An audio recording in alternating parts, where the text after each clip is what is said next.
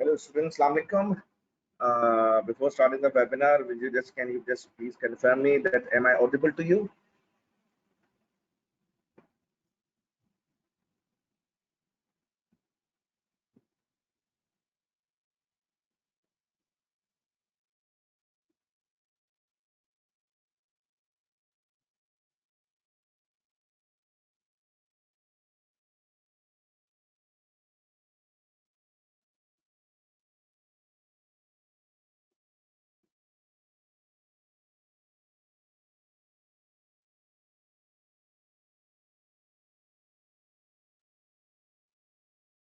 Okay, thank you for your feedback.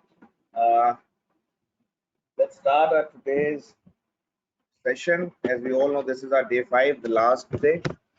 And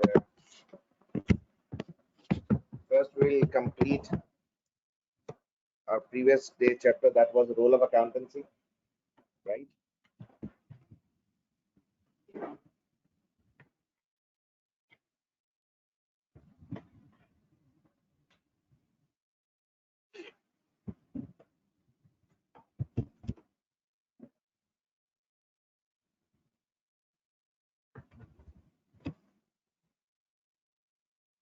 Our first topic for today is big data.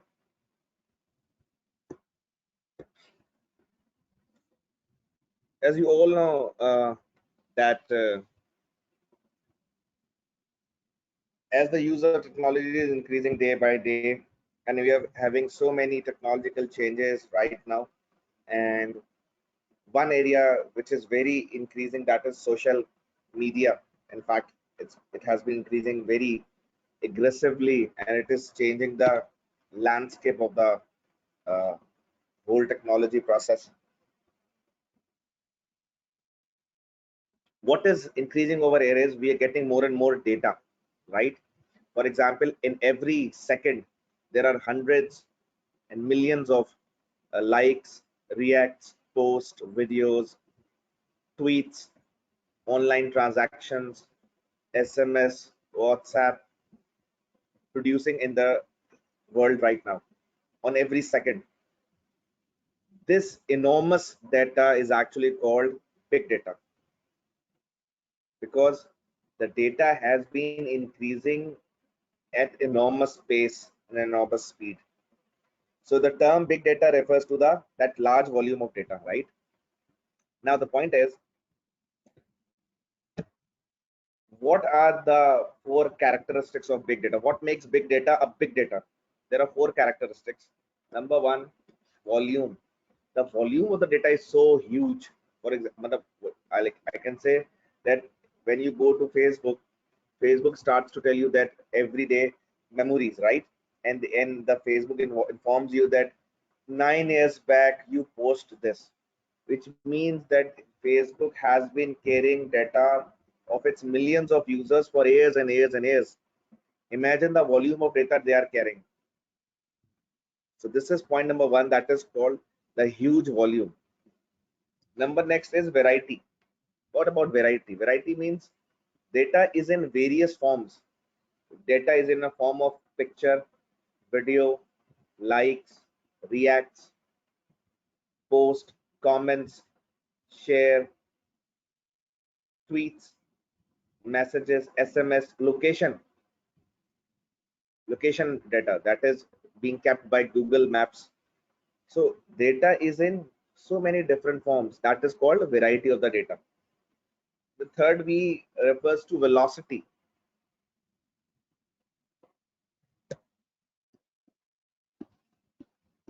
Actually, it is also called 4 V's. Velocity means the speed of the data is so intense, so high, so much that it comes in what you can say terabytes in seconds. Like every second people are posting, every second people are commenting, every second people are making online transactions. So it is coming at a very fast pace. That is the velocity of the data.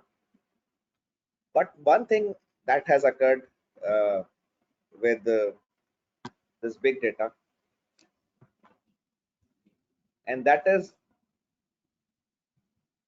The big data has created one issue over here, and that one issue is that data is no more authentic that much as it was previously. You see, the information on social media is not what you can say up to the mark, authentic as it should be, or as it was previously, and that is called veracity of the data. There's so many things which is circulating on social media, but when you dig into it, you find it that it's not authentic, or it's not that much authentic. So sometimes it's completely false, or sometimes it is manipulated. So that veracity means the authenticity issues of the data are also occurring these days. So these four V's create the big data. And what is the use of that big data? Actually, it is the purpose of this big data can be used in data mining. You can actually create data centers, and you can then predictive analytics. You can do perform predictive analytics. For example, if I am a uh, car tire seller, right?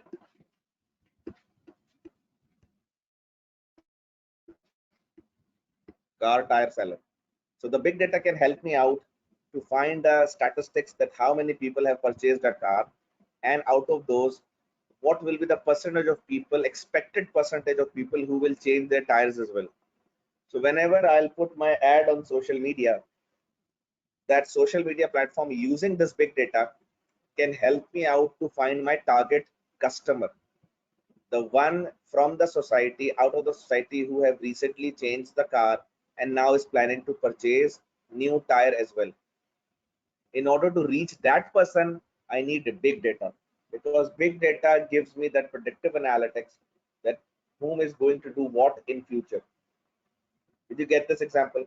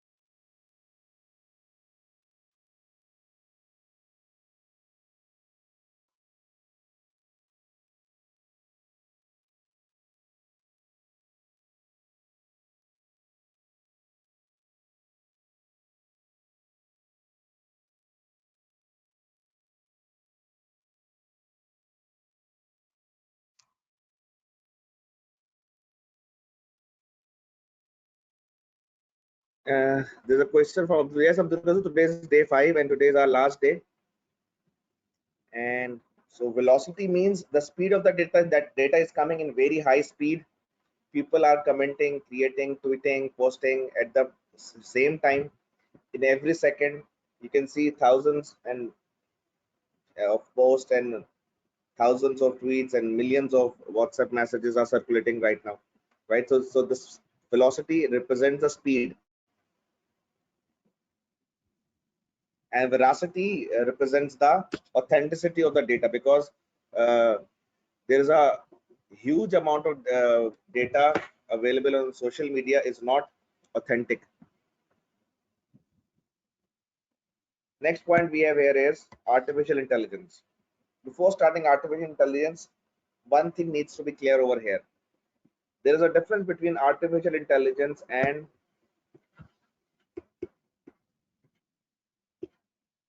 robotics.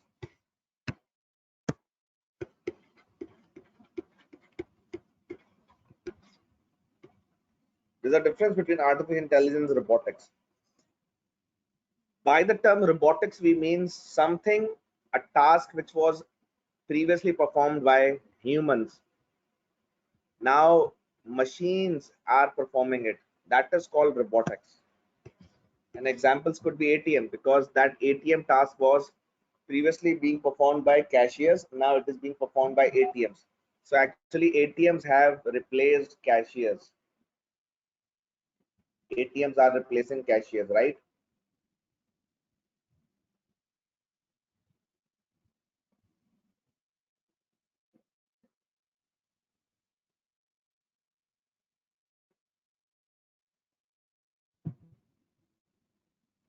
That is robotics.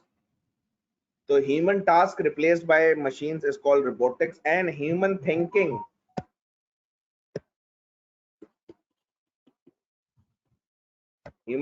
and decision making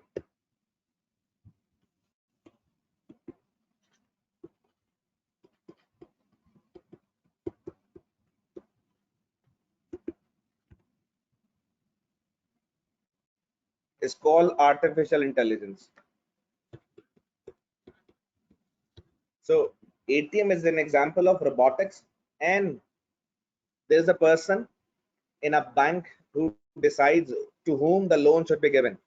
There's a person in a bank who decides to whom the loan should be given, right?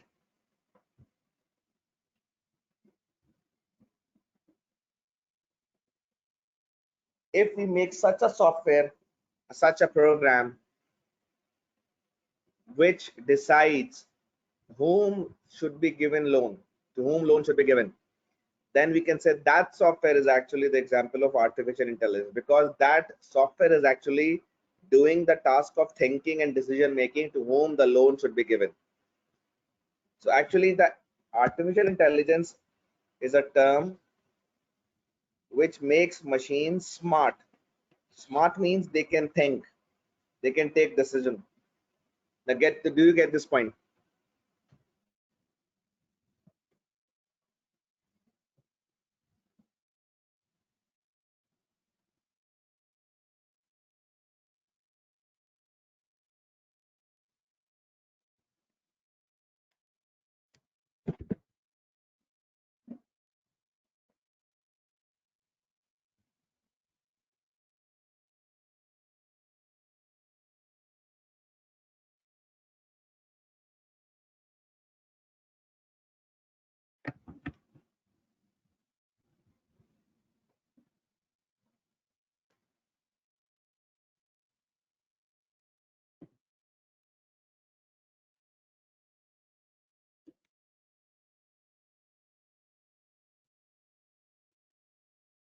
Okay, now the point is how machine starts to think.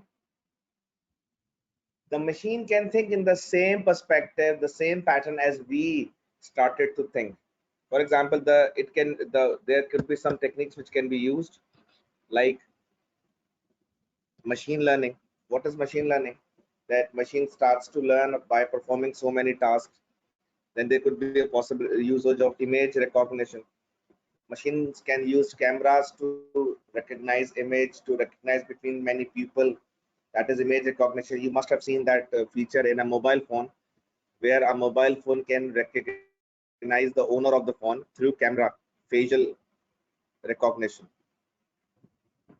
Then there is a concept of speech recognition, that a machine can distinguish people's voice among others. And there's a concept of deep learning, that after performing several tasks, they can find out what is going on where. So actually is a concept that a machine can perform some thinking and decision making without a human, or replacing a human. That is called artificial intelligence. As far as use of artificial intelligence is concerned, there could be multiple uses of artificial intelligence. For example, if we take an example of audit, an organization can have multiple millions of transactions in a day. While doing an audit, obviously auditor cannot go through each and every transaction one by one. So if there is a machine, if the artificial intelligence software who can run through the entire set of transactions and can find out any suspicious transaction. Obviously, humans cannot transactions, but machines can do. They can perform checking of millions of transactions in a very less number of time, and they can find out that suspicious transaction out of those millions of transactions. Did you get this point?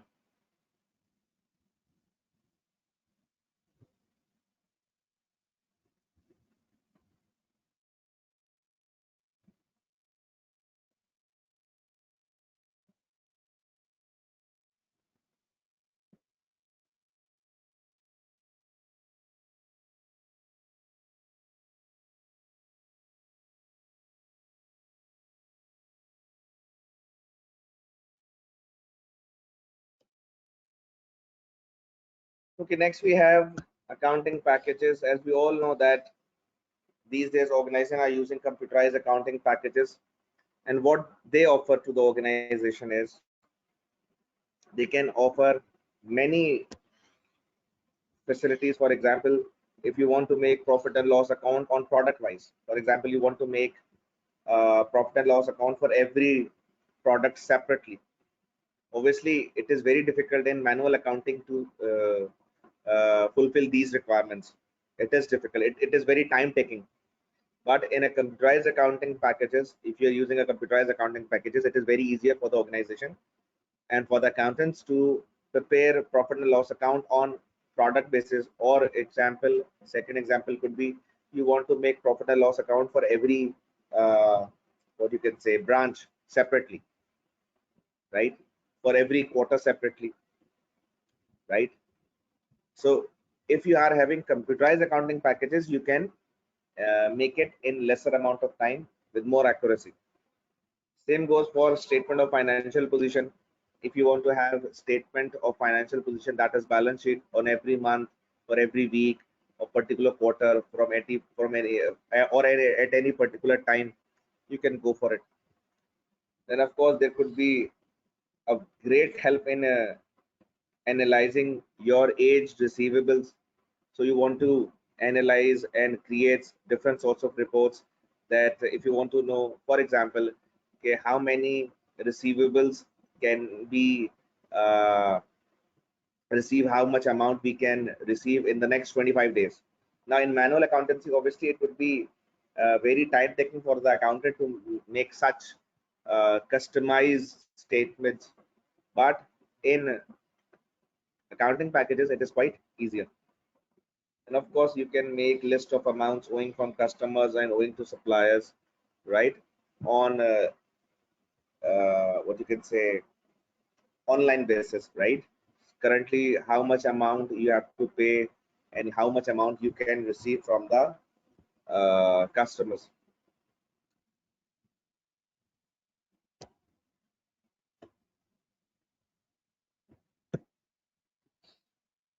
Next we have is cloud computing. What is cloud computing? Actually, one thing which we need to understand here is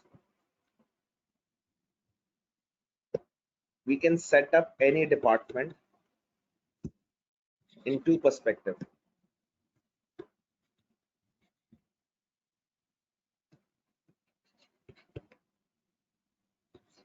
One, what we say, that is on site.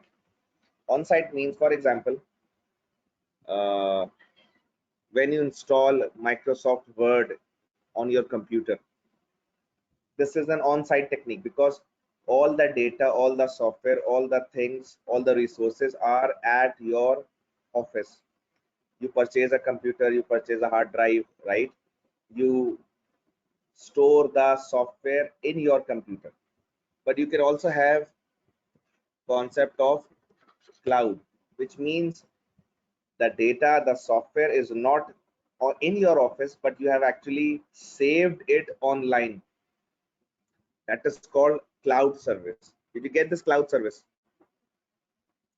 First we need to understand what is cloud service, then we'll go for cloud computing.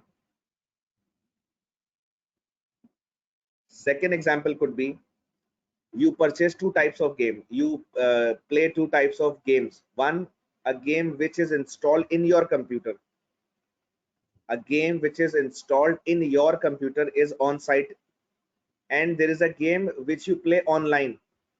Then where it is stored? It is stored on cloud.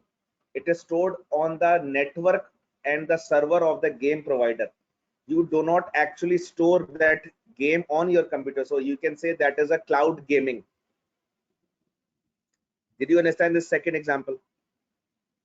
The third could be, previously you all must have been using WhatsApp, right? And what happens, you save your WhatsApp data, pictures, videos, posts, chats on your computer. But you can also see that WhatsApp offers you a service of backup. Have you seen that? WhatsApp offers you a service of data backup. What happens in then that data backup? You save all your data, all your pictures, all your videos on the server of the WhatsApp.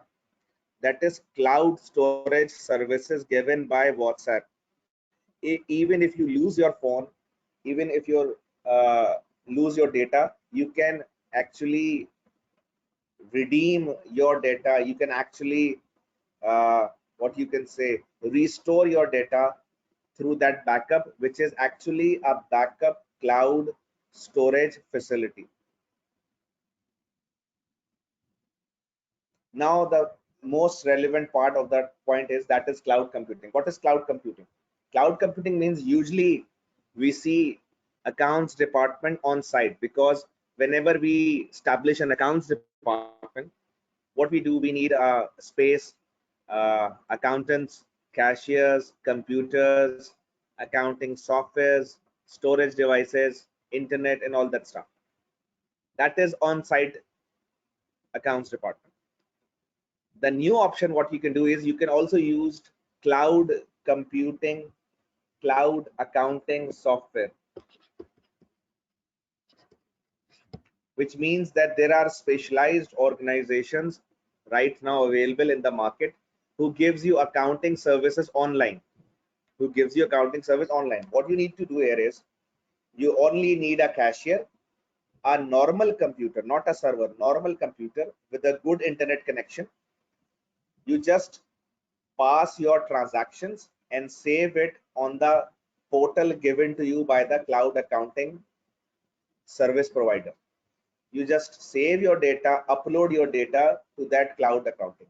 They process the entire data, they process the transactions, they take it to the ledgers and trial balances and give you income statement, balance sheet in the final form. You don't need to have accountants, you don't need to have analyzers, you don't need to have accounting softwares, so you don't need to have antivirus software. All you need to do is to just process the data and upload it on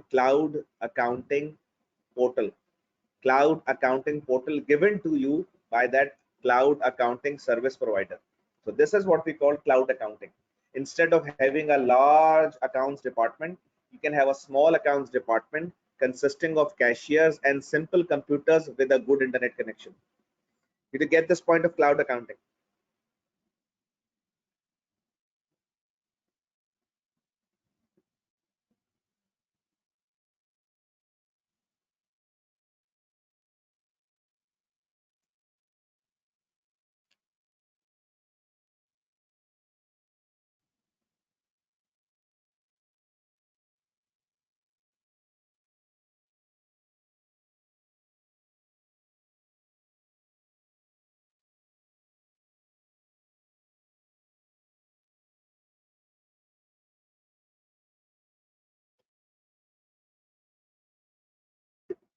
Okay, next topic we have, if you talk about the series of the topics, the 16th chapter of our today's of this webinar, that is control, security, and audit. In this chapter, we'll explore auditing, internal controls, and security of the organization. First, we need to understand what is an internal control. I'll give you one example, one explanation, in fact.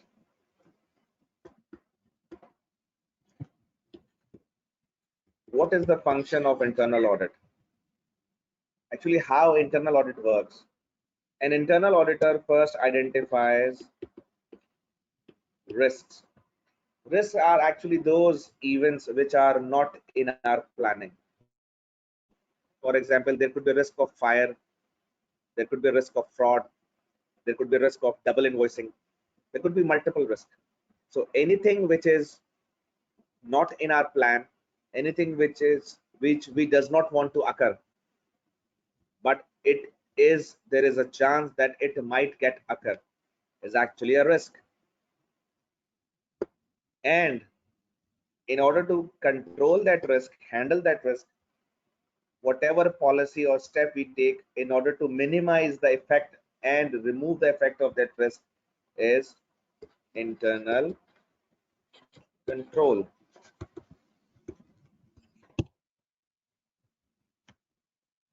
Now the point is how many types of controls we have. As far as controls are concerned, there are 8 types of controls which we have, and if you can see, that is also called span soap. If we can read it vertically, you would find this spam soap. The word spam soap does not mean anything directly. It is just a mnemonic to remember these 8 letters SPAMSOAP, right? Let's go there. The first we have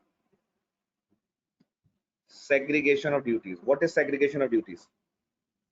By the word segregation of duty, we mean rather than giving the entire authority to single person, it is a better approach to distribute that authority among different people so that no one should have excessive authority. Because what happens whenever anyone gets excessive authority, there's a chance of fraud and misuse of that authority. So rather than giving the entire authority or a huge set of authority to a single person, it is better to distribute that authority among different people. For example, previously there was a person who single-handedly controlled the entire process of purchasing, right? So there's a problem that he might have done some sort of manipulation. So what we do, we distributed that purchasing authority among different people. For example, previously only Mr. A was handling the entire purchasing process independently. Now we have distributed this purchase authority among different people. Now Mr. A will decide supplier, B will decide price, C will receive the material, and D will make the payment. Now that whole purchase process is now divided among 4 different people, and that is what we call segregation of duty. Is this clear to everyone?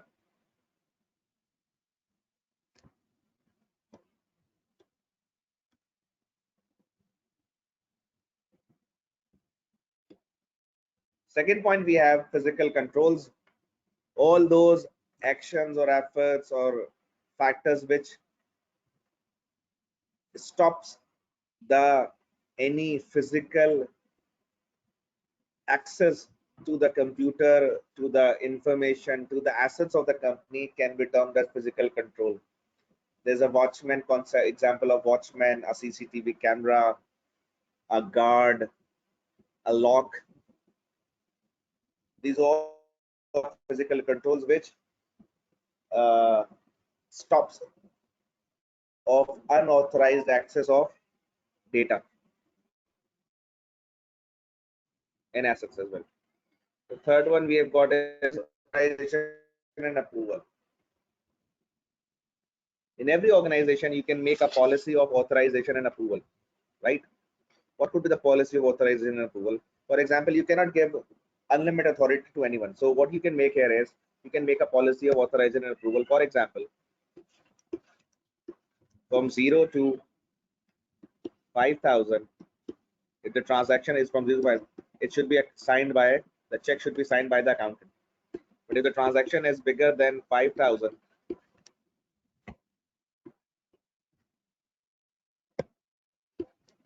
up to 50,000, that should be signed by manager.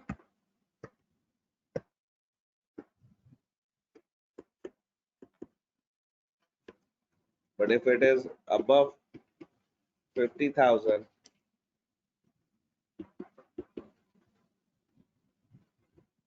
It should be signed by.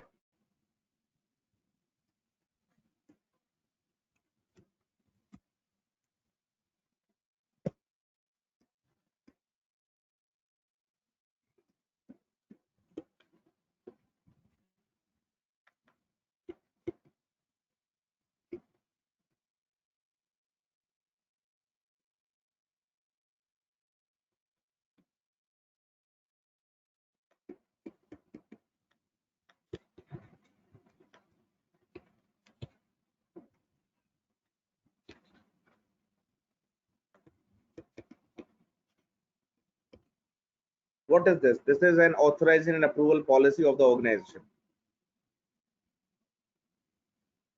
Did you get this, everyone? Is it clear to everyone?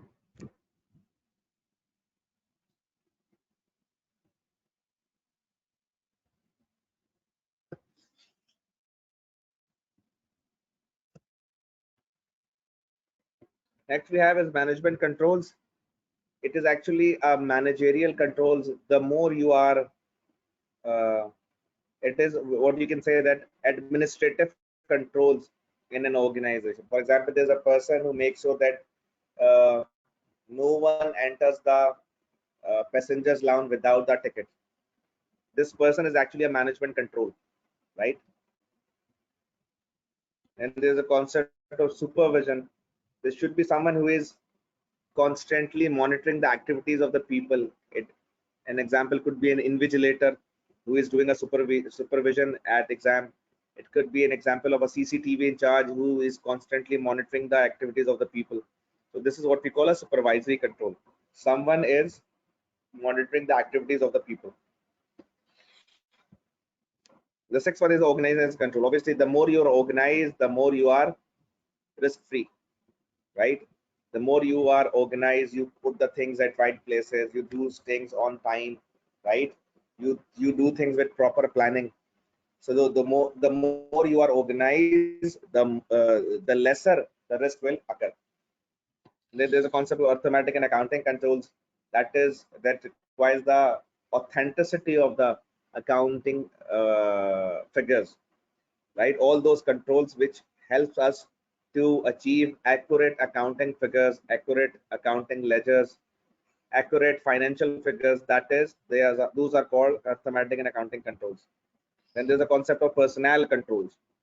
Personnel control means the people who are handling the controls and performing in the organization should be loyal and capable enough to handle the activities. Because what happens that sometimes the data is not correct because of the people who are handling those data are not loyal or capable, right? So for example, if you have the best security system, but your watchman has a tendency to sleep over a duty hours in a duty hours, you can say this is the problem, that there's an issue in a personal control, because that personnel control, because that watchman is not capable and loyal. Same goes for accountant. If you have a very good accounting software, but your accountants are not capable enough to handle that software, again the problem is of personnel control. Did you get this, everyone?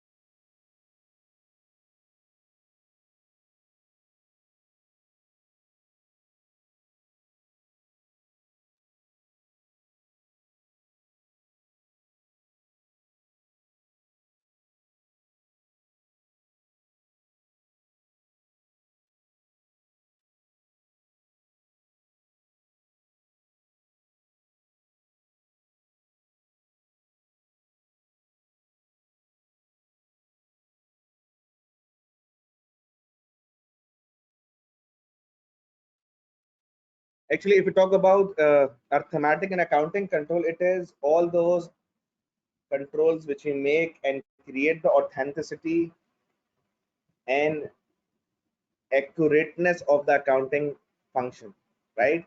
For example, if we make bank reconciliation statement that actually creates accuracy in our cash book, because there are so many things which are missing in our cash book. For example, direct deposit from the customers are missing in our cash book. Interest revenue income is missing in our cash book. Bank charges are missing in our cash book. So cash book sometimes does not show the accurate figures. So in order to make the cash book accurate, we perform bank reconciliation statements, right? That question was asked by, I'm not getting the name, Sayyid Mohammed, something like that, right?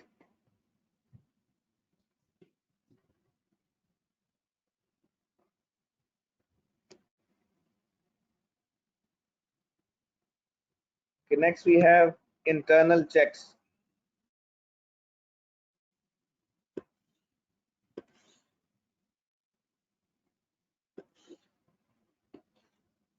By the term internal checks, we mean all those, what you can say, internal checks are those internal controls which are performed and applied on transactions, on day-to-day transactions are called internal checks.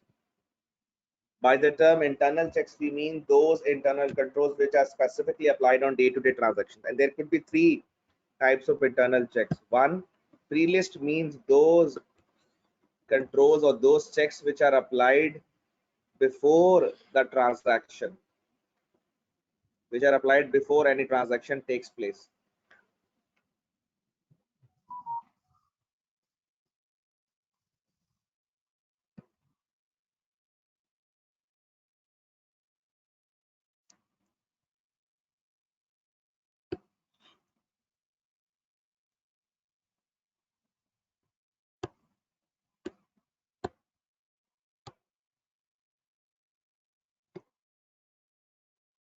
Right before.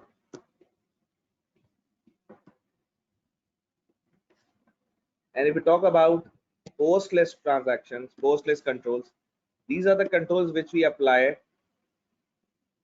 during the transaction or after the transaction.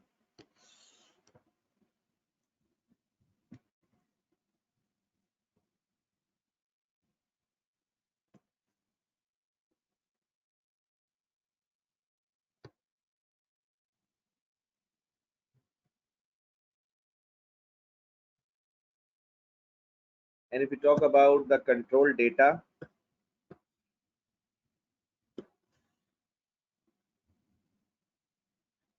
it is called when you use total of anything for a control purposes by comparing it with another total and out to be the same. For example,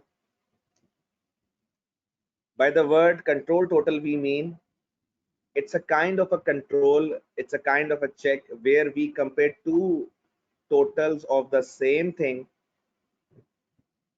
and then comparing them, and eventually they become equal. For example, the amount which we have kept in a bank, that is bank balance, it has two types of totals which we maintain at two separate places. One is the cash book, the bank balance of our cash book, bank side of the cash book, and of course it is also being maintained by the bank itself.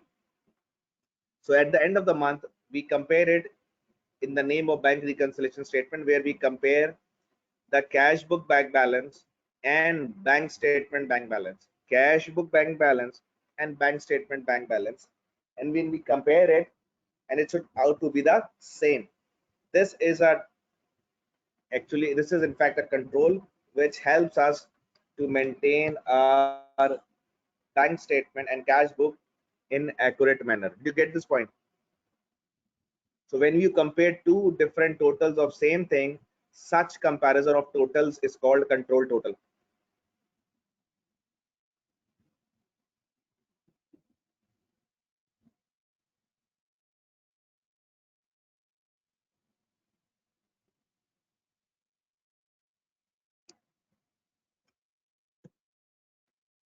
Next, we have features of internal audit. There are two key features of internal audit. Number one is independence. An internal auditor should be independent. Independent means pressureless. He should not be uh, having any perspective, any particular thinking about any person. He should be doing the internal audit process without any pressure and even without giving favor to anyone, right?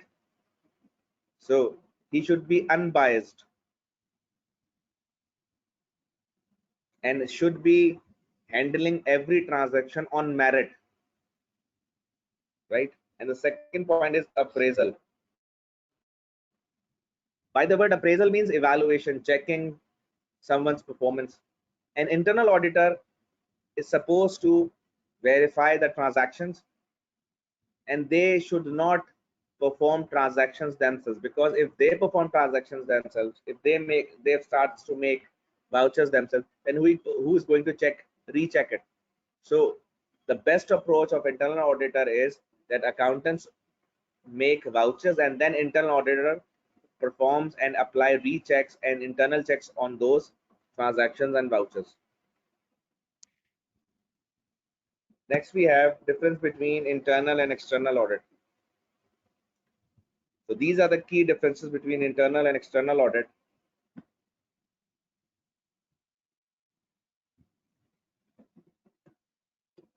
External and internal audit.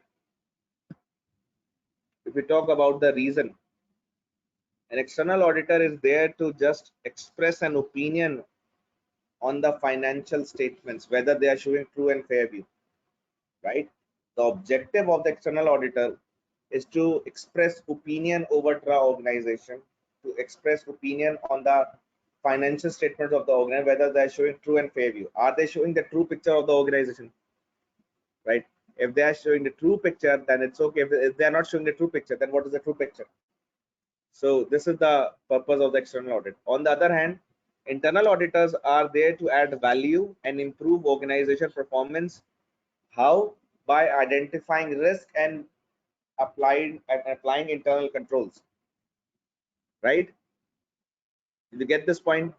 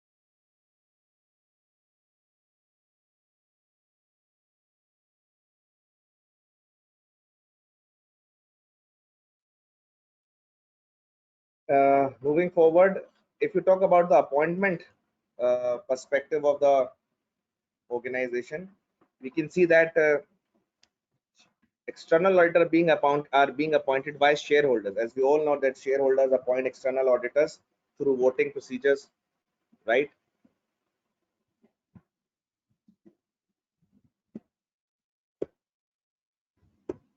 And on the other hand, internal auditor is appointed by management, board of directors usually.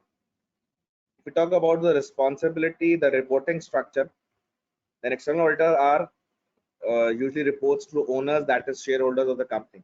External auditor makes an audit report and then report it to the shareholders. And if we look at internal auditor, they report to senior management, that is BOD, and even in BOD they report to audit committee.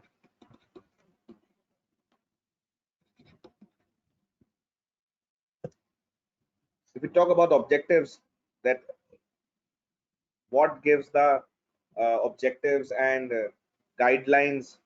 So the guidelines or to external auditor are given by, are mentioned in statute, that is law, and currently the law which gives guidelines to external auditor is Company Act 2006, right? And as far as internal audit is concerned, their guidelines and objectives are defined by management.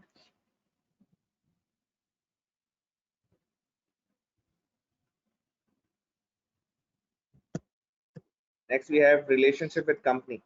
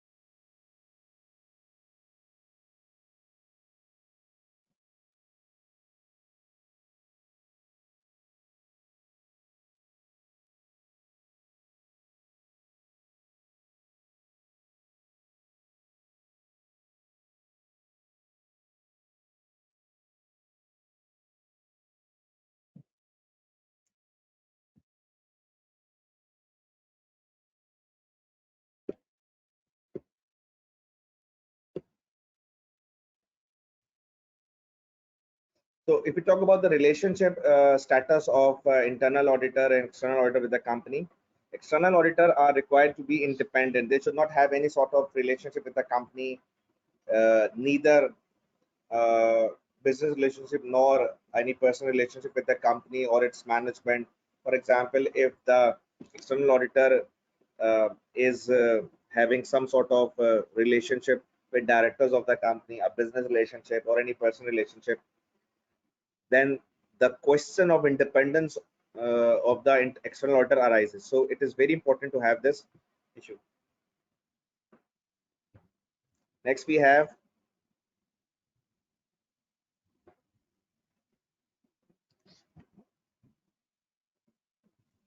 employees of the organization.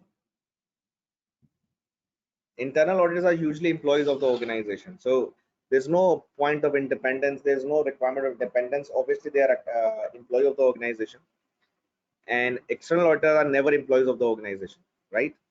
Any question in this external or internal auditor differentiation?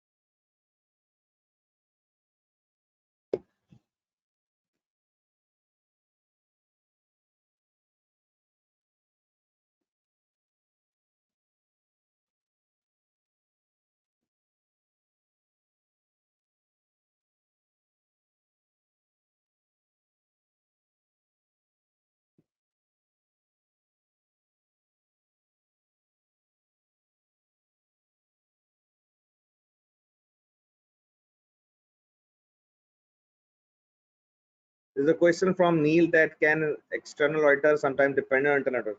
Of course, but because what happens, the better the internal audit you have, it is easier for the internal or external audit to perform their task. Because what happens when you have a better internal audit department, the authenticity of the uh, data and data is more structured, the information is more structured, so it is easier for the external auditor to perform his task. Okay, soon I'll submit the PDF of today at the end of the session and PDF of tomorrow as well, yesterday. So at the end of this session, I'll upload today's PDF as well as yesterday PDF, so you can have those PDF on time. Any question in this regard?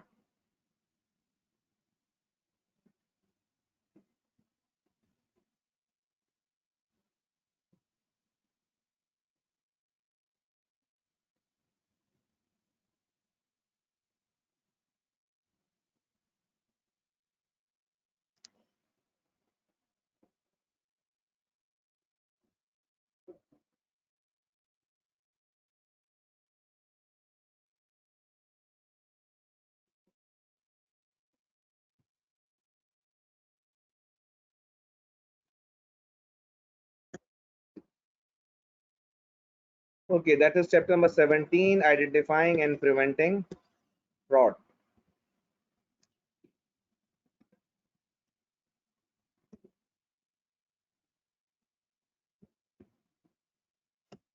So what is fraud? Actually, this is all the categories of the fraud, all the types of the fraud in an organization. I usually uh, can usually be fall into major categories. What you can say, one is removing any asset from the organization. That could be a theft of cash or anything.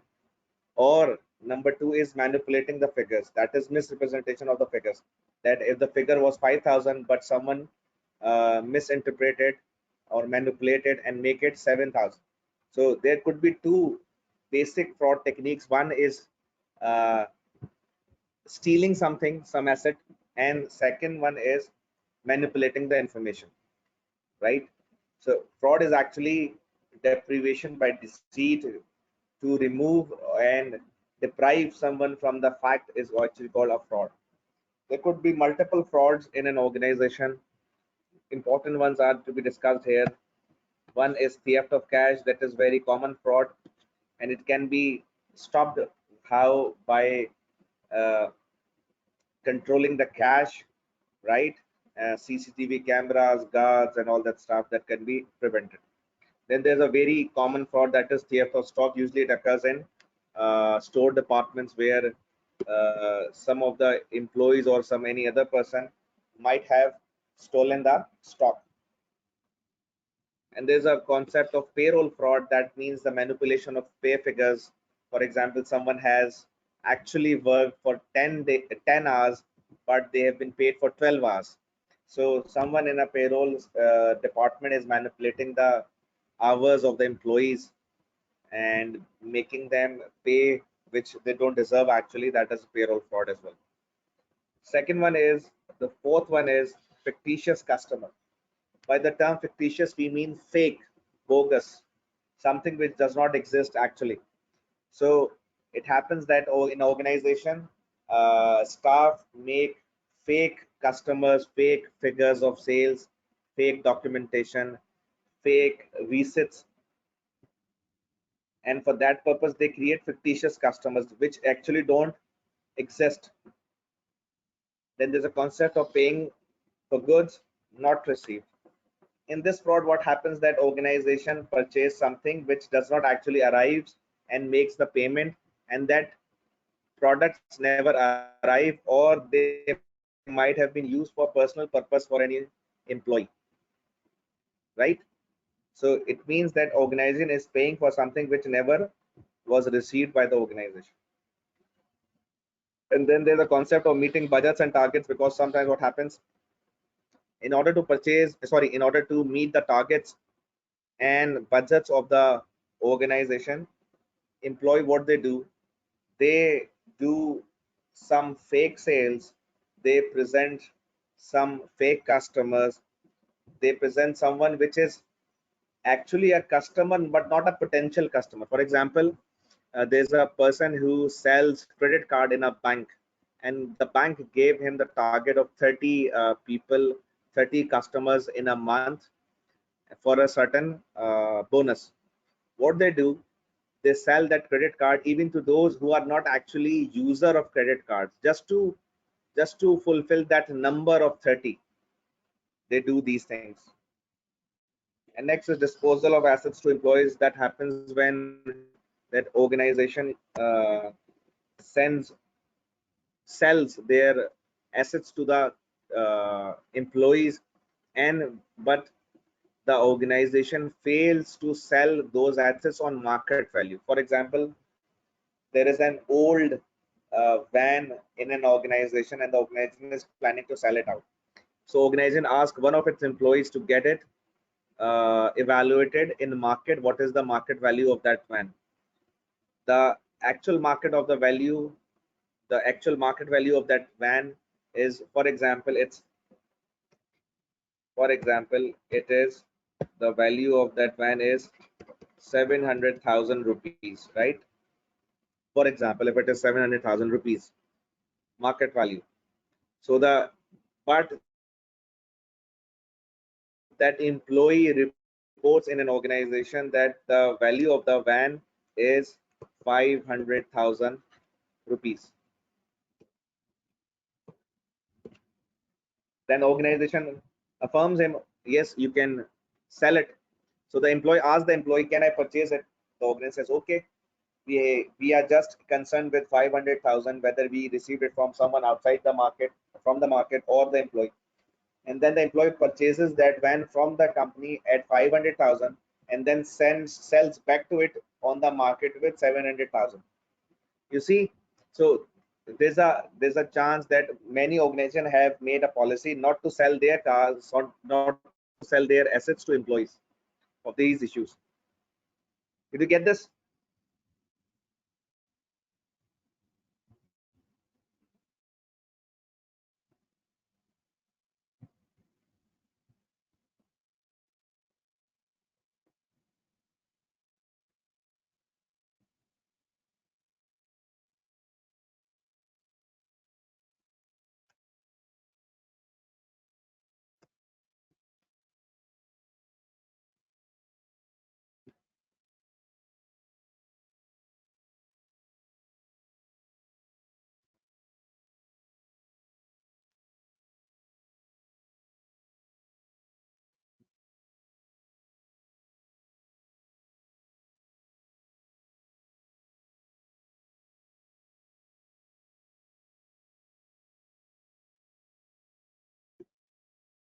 Okay, next we have manipulation of air and events.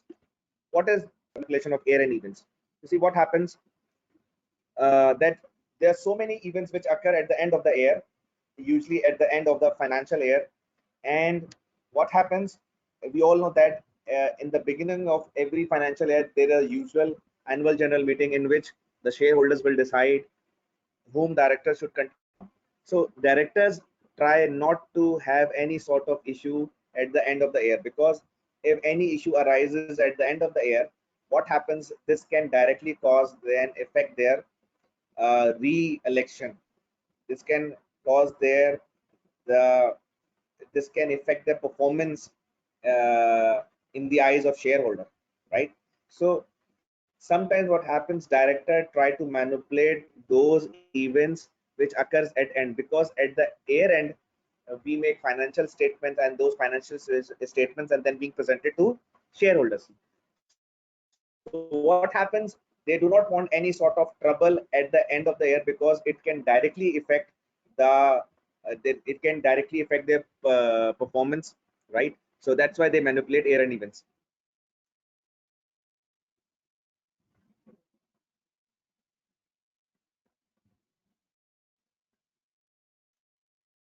There's a question from Sejal, and she asked that is bogus supply of goods and paying for goods not received same, almost same.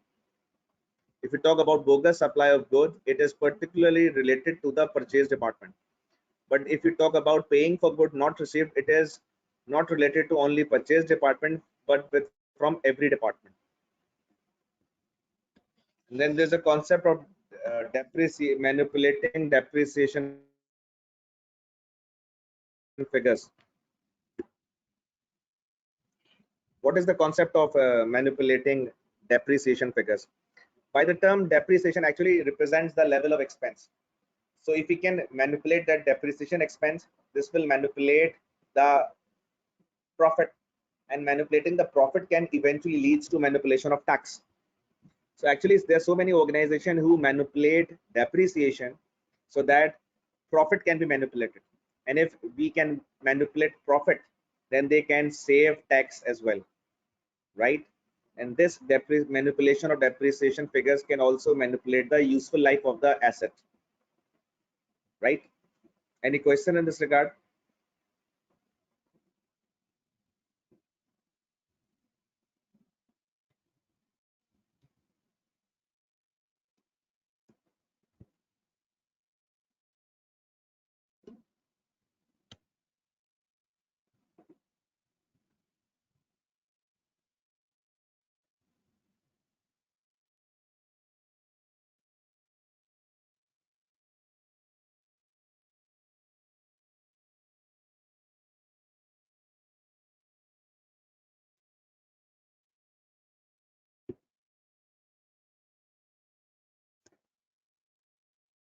Next we have assessing the risk of fraud. But it is very crucial for the organizations to find out the risk of fraud, right?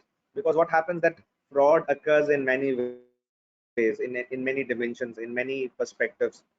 So there are multiple factors inside and outside the organization which can affect the fraud. Let's explore them. There are some factors which are outside the organization which can affect any organization. For example, advancement of any technology which is getting outside the organization can affect and can create fraud for you. So every organization needs to update themselves technologically. For example, there are new viruses coming every day, so the accounting software of the organization uh, must be backed up by a very good antivirus software which is updated on a regular basis, because in an external environment there are uh, new and more viruses coming every day, so you have to be vigilant over this.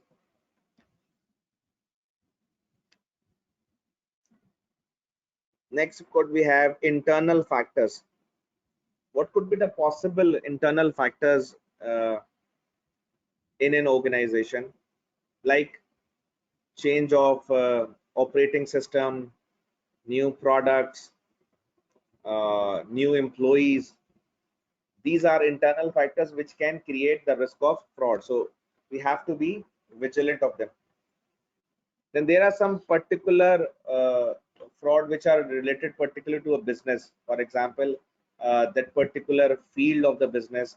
For example, if we take the example of the education and examination department, there is a particular risk that the examination which they are going to conduct in future, that might get leaked before the time. And there could be multiple issues with organization related to their field, right? Number 4, we have personal risk.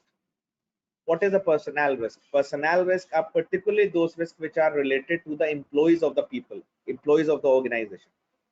For example, whenever you hire, for example, you hire a new cashier, you should not put that cashier on the head office or any main branch. You should send him to a small branch and making him a junior cashier, right? And then ask him to perform his task under the supervision of senior cashier. Once he gets some old, and when he uh, passes down some time over there, then you can make him a senior cashier. Then you can send him to any medium level branch and then bigger branches. So you cannot actually rely anyone instantly. A proper time should be given, to every person, after which they should be relied, right? So a new employee, if the employee is not capable of doing it, the lifestyle of the employee, that is very important, because sometimes what happens that uh, the level of income people have does not match the level of lifestyle they are enjoying. I repeat my words. Sometimes what happens, people do not have that level of income as compared to the lifestyle they are enjoying. So this is another a personal risk which can occur in an organization. A small announcement I need to make here is, at the end of this webinar, I'll upload the annotated PDF of day 4 and day 5. So stay tuned till the end of this webinar so you can receive that PDF. Is this clear to everyone? Actually, Yusra was asking about the PDF, so that's why I've answered here. Is this clear to Yusra and others? At the end of this webinar, I'll upload a noted PDF of day 4 and today's day 5 as well.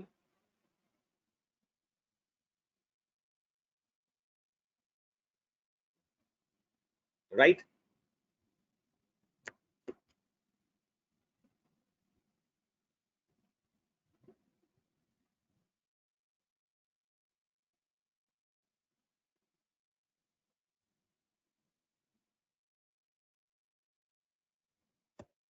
Okay, next we have how to prevent fraud. It is very important for the organization to prevent fraud, and how to do it. Let's see. Number one, you can segregate duties rather than giving the entire authorities to a single person. We've also discussed it earlier, 2 or 3 slides back, that rather than giving the entire authority to a single man, it is better to distribute that authority among many, 2, 3, 4 people. Because what happens then, whenever someone is giving extensive powers, excessive powers, there is a chance that they might misuse it, right? And there's another option, that authorization of policies, which we discussed earlier. I will show you.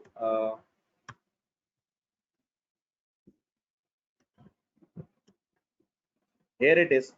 This authorization policy actually makes sure that no one is giving extraordinary powers, right? Accountants are given a limited power, then finance manager, then senior manager. Everyone has been given a limited power so that they cannot misuse those powers in unlimited way, right?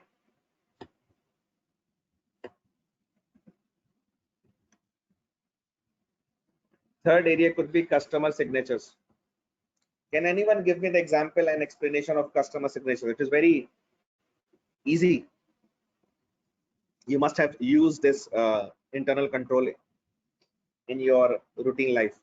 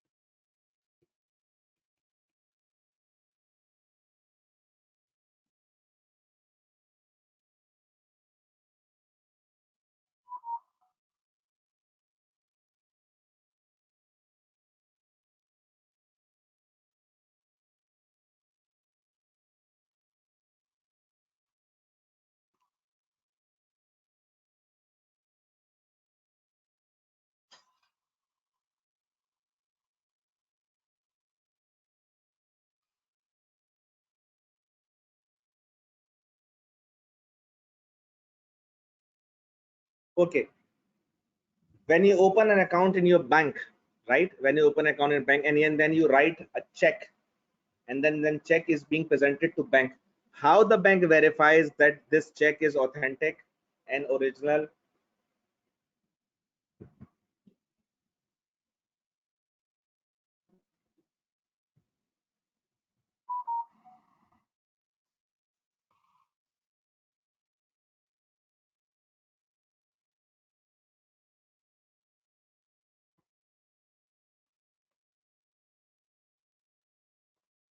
Obviously the bank verifies it through our signatures. And what we are the customers of our bank. As an account holder, we are the customer of bank. So the bank checks and confirms the checks of the account holders, which are their customers, through the signatures. So this is how an organization can verify and prevent fraud by using the signature of the customer. Did you get this?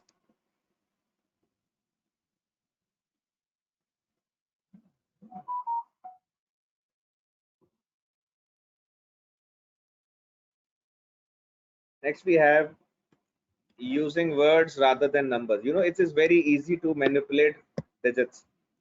If digit says 1631, this 1631 can be converted as 9631 easily. So numbers can be manipulated easily. That's why you must have noticed that uh, in checks which we pay to bank, uh, we use words as well as numbers, because it is difficult to manipulate words as compared to numbers. Is this clear to everyone?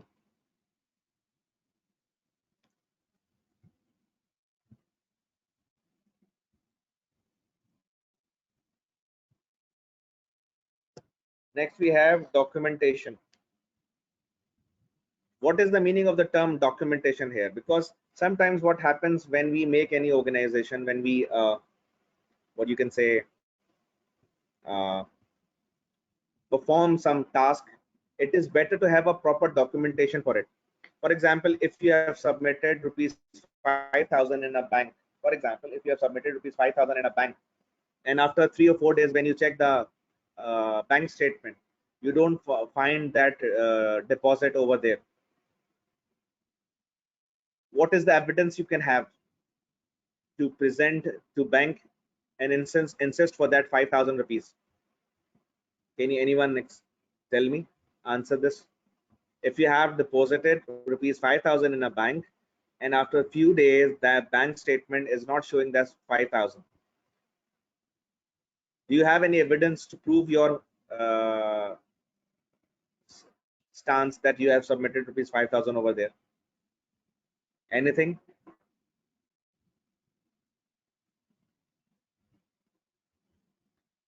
And the answer is given by Naveed first and then Sejal, that is deposit slip. Yes, you have that deposit slip. Whenever you submit some amount to bank, you submit it with deposit slip, and then they gave you a copy of that deposit slip stamped by the bank. That is actually a documentation process which reduces the risk of fraud, right? Neil also gave the answer of this question.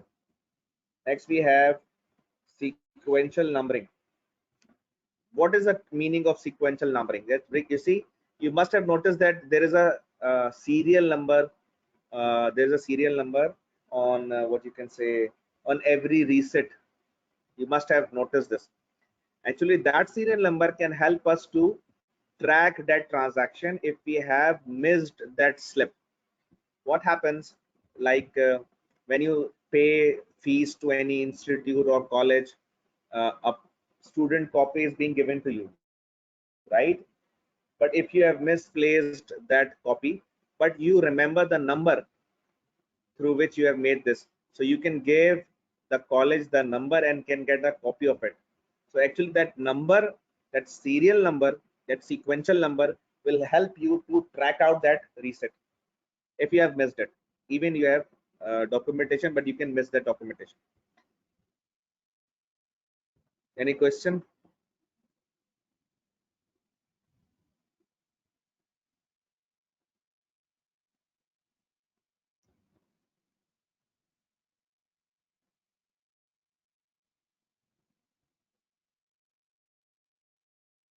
One more announcement which I may want to make over here is that as today is Friday, and we all most of the people have to observe Jummah prayer. So what you can do here is you can go to and you can find any Juma prayer after 2.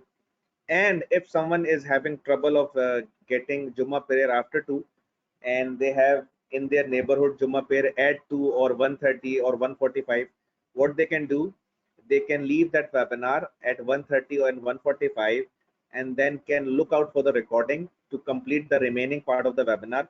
Because luckily in my neighborhood there are so many options of 2:30, even there's an option of 3 p.m. So I will continue a webinar till 2 inshallah. So either you can have Jumma at any place after 2, or you can go for a recording option. Any confusion in this regard? Because some students were asking about that Jumma prayer. So this is the solution for them. Next we have dates. You must have seen that whenever we produce some sort of reset or document or slip, a date is also given over there. Because what happens that when someone tries, and that date ideally should be system generated. I repeat my words, whenever we produce any sort of slip, reset, or document, date and time is over there. Ideally it should be system generated, because whenever it is system generated, it is will be difficult for people to create backdated transactions. Do you know what is a backdated transaction? A backdated transaction means, for example, today is 28th May, and I want to create any transaction on 15 May today. Today on 28th May, I want to create a transaction dated 15 May. This is called a backdated transaction. And this can only be avoided through system generated date and time. Because if the date system is manual over there and people write date and time manually, they can manipulate it easily. Did you get this point?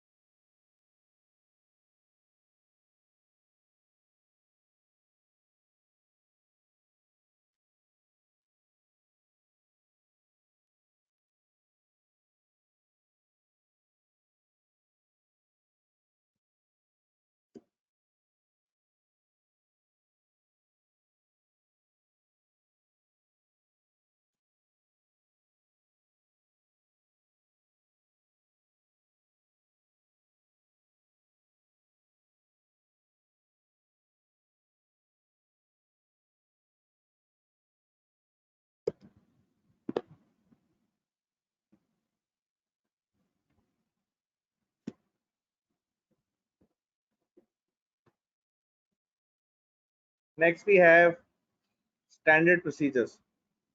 You see what happens, for example, if we take an example that there is there's some stationery in an organization, and we put that stationery openly to everyone, and we will ask everyone to take stationery as much as they want, as much as they need.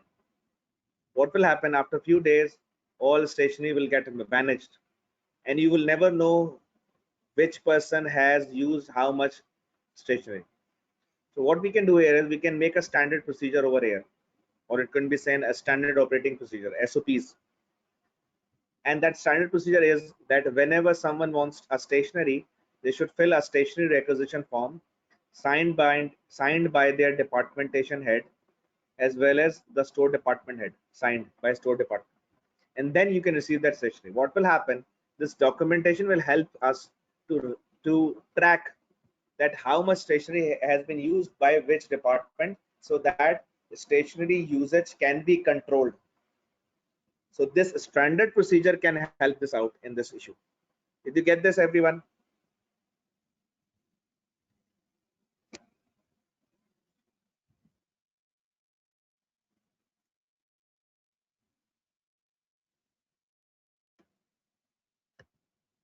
Next, we have holidays. You must have listened the concept of forced holiday. You see what happens in an organization, we try to forcefully send every employee at least once a year, so that during those holidays we can check his activities. What happens when we send any employee to the holidays, uh, annual holidays? So we replace that person with another person, and that new person sitting on the position of that person who has just went to holidays can check if anything wrong is going on in that department, or in that on that seat, right? So it is a policy of the organization to have that forced holiday concept. And there's an issue of recruitment policies, because it is very important for the organization. So whenever they are making recruitments, they need to make sure that to check the background of the employees, because what happens that sometimes it happens that we hire someone mistakenly, uh, as those people are not having good background. They might have been involved in some sort of financial manipulation in previous organizations they have been working for. So it is very important for the organization to have a proper background check. This is also called reference checking, which we studied in recruitment and selection. Then there's a concept of computer security. Obviously, your computers needs to be very much secured. Antivirus software should be installed over there.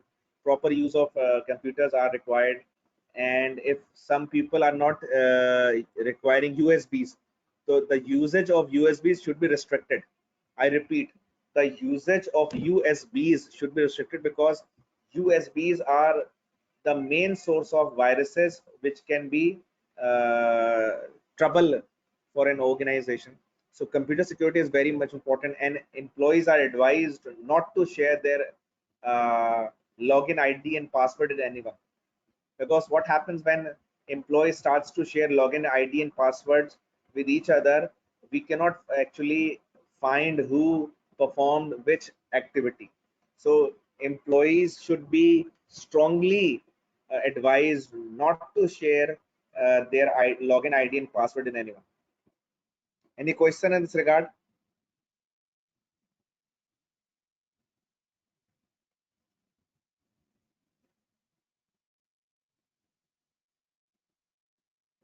Okay, now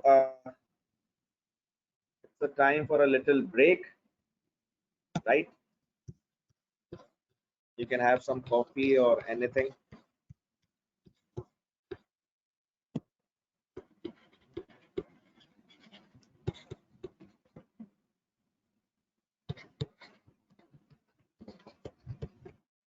right?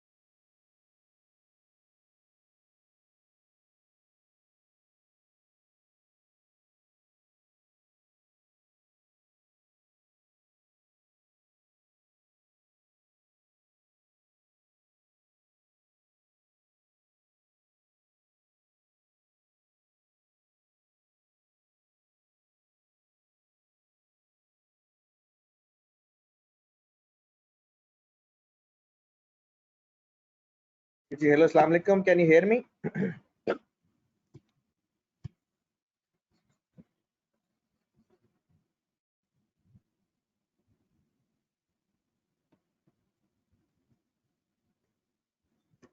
Okay, next, our new chapter uh, is microeconomics. And as far as the webinar sequence is concerned, it is chapter number 18, right? Before starting the microeconomics, we need to understand what is economics. And even before economics, we need to understand two uh, terminologies here.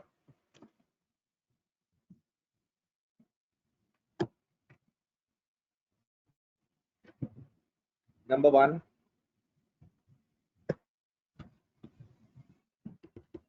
scarcity. Anyone can explain me what is scarcity?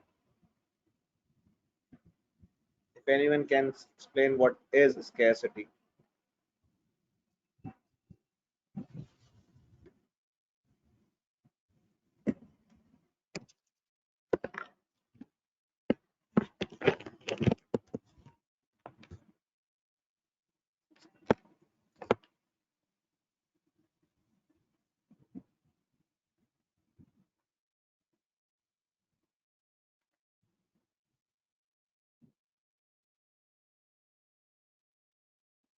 Okay, there are some responses from students. Sejal says demand is higher but supply is less. Rafe says limited resources, unlimited wants. Uren says less resources. Amna says lack of availability. Hira says in short supply. Neil says undersupply. So almost all of you have responded in good manner, I would say. Scarcity, by the word scarcity, we means any commodity is having higher demand as compared to its lesser supply. When demand of a product is higher than the supply of that product, that is scarcity. On the other hand, there is abundance.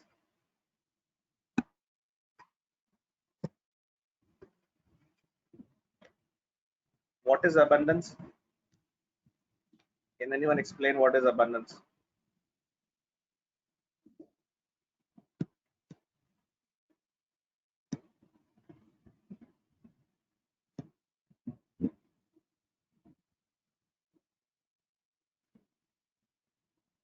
Abundance means something which is having lower demand and higher supply. Lower demand and higher supply, that is what we call abundance. So if the thing and the commodity is having abundance, there's no problem in it. Where the problem arises? Problem arises in scarcity. Problems arises in scarcity. Because what happens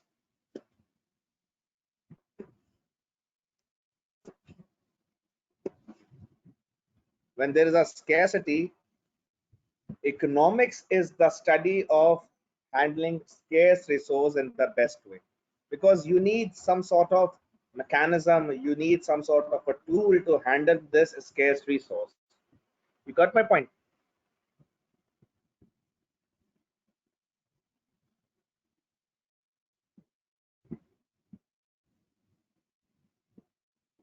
So economics is a science of handling scarce resources, because as far as abundance is concerned, there's no issue in it. If you have something more than your demand, you don't need rocket science actually to handle it, that situation. If you have something more than your demand and that is in abundance, and supply of that commodity is pretty much high as compared to its demand, there is no rocket science required.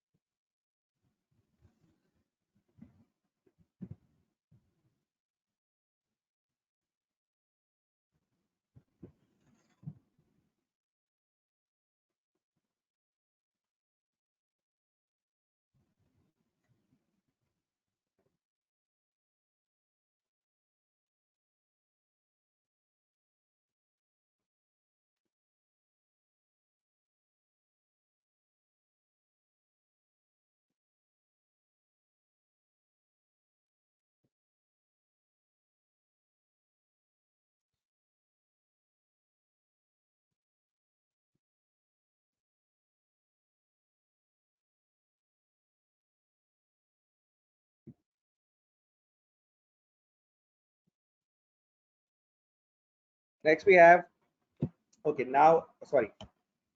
Now, as far as economics is concerned, there are two areas economics deals, uh, broad areas. One is microeconomics, one is macroeconomics, right?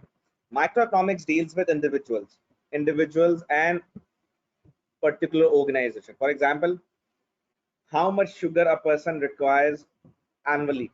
That is something related to an individual. Or how much gas is required for Dolans to manufacture it air condition. That is again relevant, something pertinent to one organization. So this is what we call a microeconomics. But if we talk about the entire country, macroeconomics deals with entire country, entire nation, entire economy, right? For example, how much sugar is required for entire Pakistan for next year. If you're making such some sort of a budget or planning doing, then such planning or budgeting can be referred to as macroeconomics, right?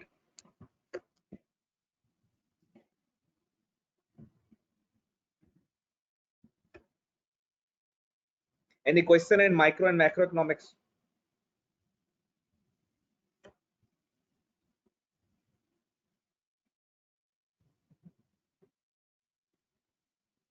Okay, next we have going in detail of microeconomics. The first topic we're going to explore is demand and supply. What is the term of demand and supply? You see, okay, before even going for demand and supply, let's about talk about the term need, want, demand. What is the difference between need, want, and demand? As far as language is concerned, English language is concerned, they almost uh, have a same meaning. But if we talk about from economics perspective, all of three have different meanings. Need is something which is same for everyone. We need water. We need food. So need is something which is same for everyone, like food. Want is something which is based on culture and personality. For example, in order to have food, someone would like to have rice, right? And as far as demand is concerned, it represents the buying power, that you have rupees 200 to buy that rice. If there's a rice plate which has a price of rupees 200, if you've got 200 rupees in your pocket and you have the capability to pay for it, that is what we call demand. So demand is something of which consumer is willing,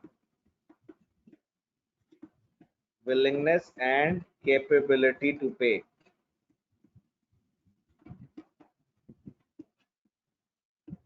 So if you've got 200 rupees to pay for this rice plate, rice bowl, you can say this is a demand for you. And supply is something,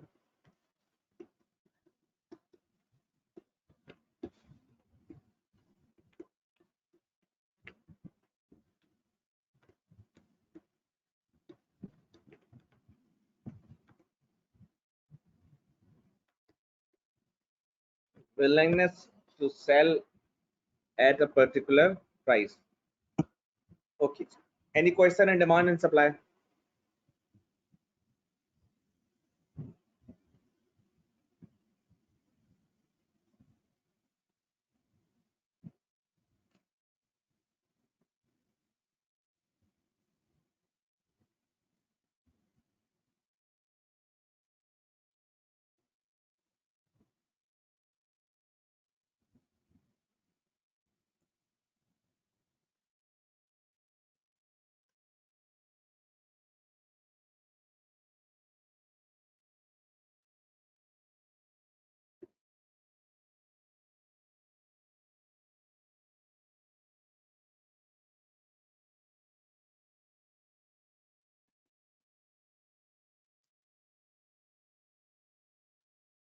Next we have law of demand.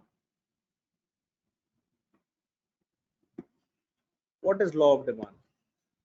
Actually, the law of demand can be explained If the price of a commodity increases, its demand decreases, while other factors remains the same. As far as other factors are concerned, we're going to discuss them later on here, right? Okay, talking about law of demand. If the price of a commodity increases, its demand decreases. Such phenomena, such behavior is called law of demand, and we see in our daily life and vice versa as well. If the price of a commodity decreases, its demand increases, right? So if the commodity's price is increasing, its demand is decreasing. If the price of a commodity is decreasing, its demand increasing. Can anyone give me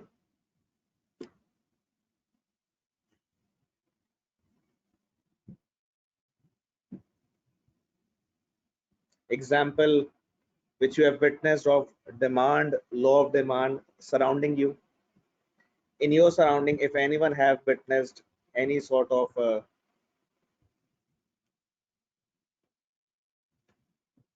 example, or they have seen.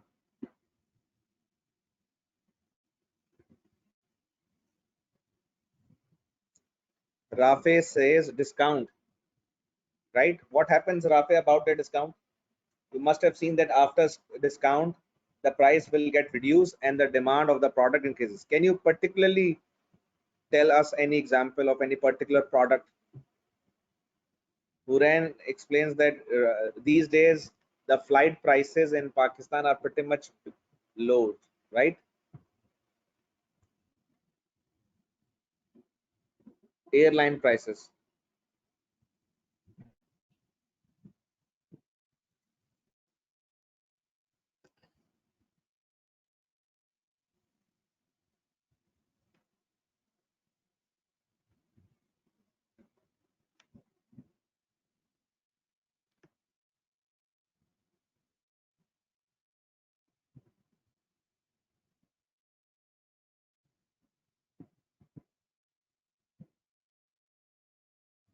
No, no, I'm asking. No, I'm not asking about the general example. I'm asking about any particular example. You might have witnessed any particular example, any particular of any particular organization, any recent example.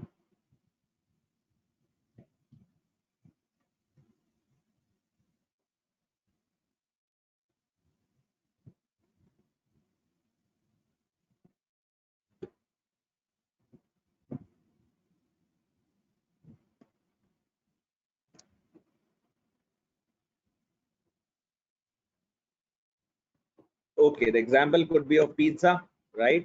When you see there's a buy one get one free on pizza, you could see people are rushing towards that pizza outlet because they are offering lesser price. As an economist, we need to understand this phenomena of pricing, and that is law of demand, because this will affect our sales very much. This can affect our sales very much. So as an organization, we need to understand the law of demand, right? So if we want to increase demand of any product for a short period of time, we can do it through prices, right? Now, these were the situation which we were discussing where law of demand was working, but there are some situation where law of demand does not work. There are some factors where which prevents law of demand from working.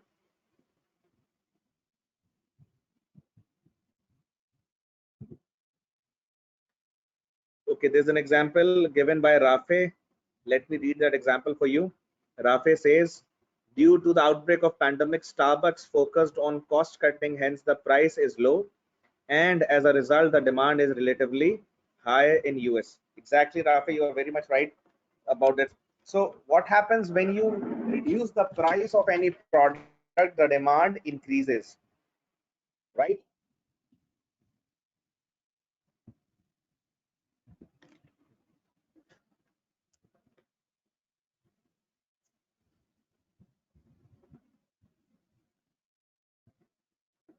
Now, let's explore some of the factors where the law of demand does not work.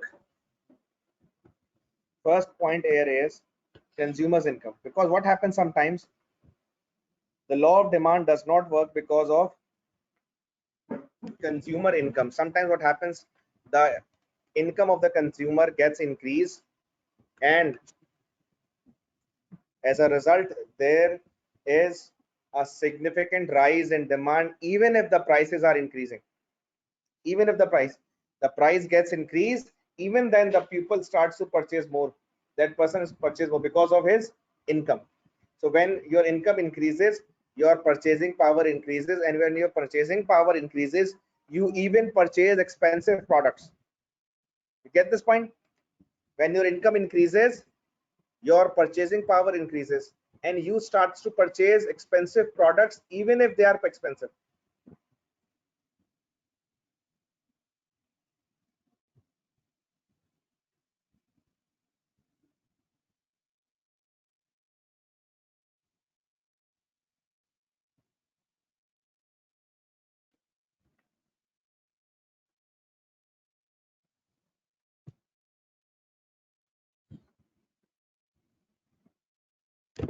Next we have preference of customers.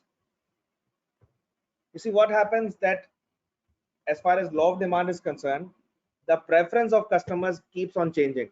For example, if something is in fashion, is in trend, people start to purchase it even if it is expensive. If something is in fashion, if something is in trend, people start to purchase them even if they are expensive, even if it is expensive. Why? Because the preference of the customer is to purchase that product. So the price of the product increasing as well as demand is increasing. So we can say here law of demand is not working, and reason, preference of customer. Is this clear to everyone?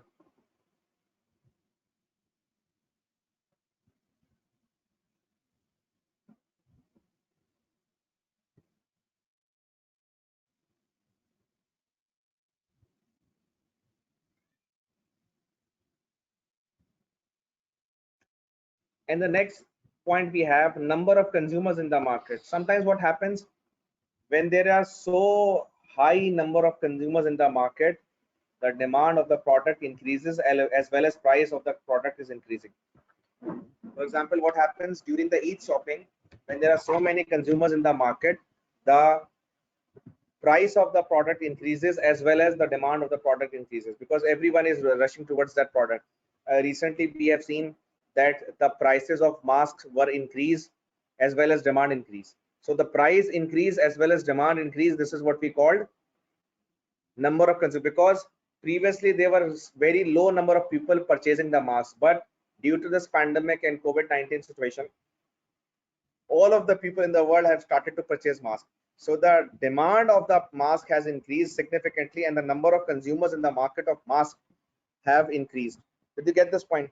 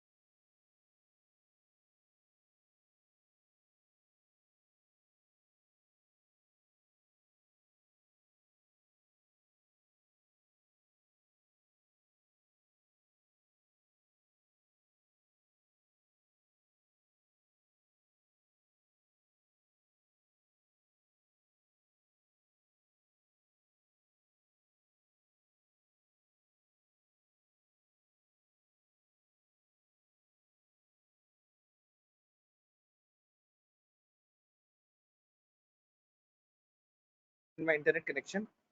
Now it is restored. Anyone, can you just please confirm that you can hear me?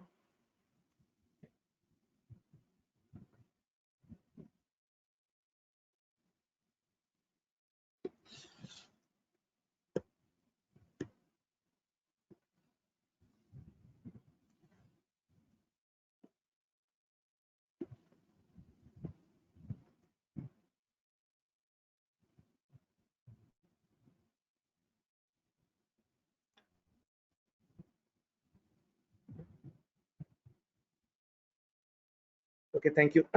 Okay, next we have concept of complementary goods. What are complementary goods and substitute? There are actually two types of goods we have. One, complementary goods, and second one is substitute goods.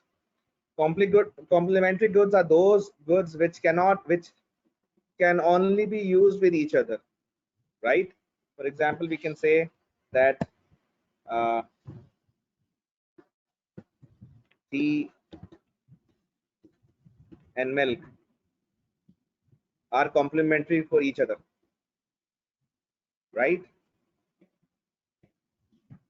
And as far as substitute goods are concerned, substitute goods means two types of goods which can be used instead of each other, which can be used in place of each other, right? We can say tea and coffee, right?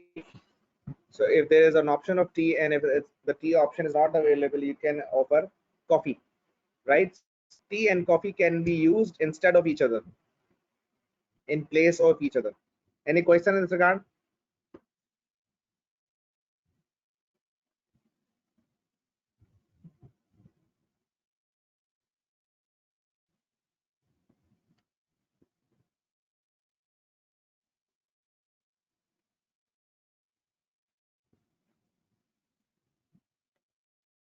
Next topic we have got is price elasticity of demand. Okay. Before this price elasticity of demand, a small announcement that at the end of this webinar, you will have the annotated notes of day 4 and day 5. Actually, this was asked by Amna. I'm responding to you all that at the end of this webinar, we will upload day 4 and day 5 handouts, annotated handouts in the handout section of this webinar. Okay.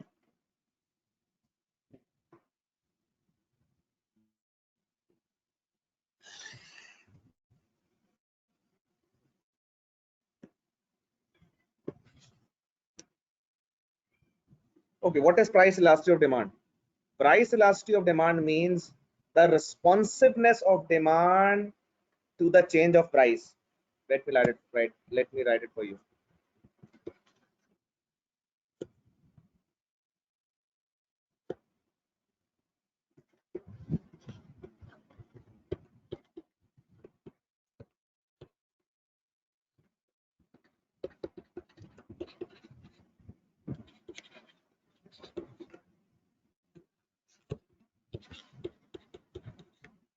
So we can say this is actually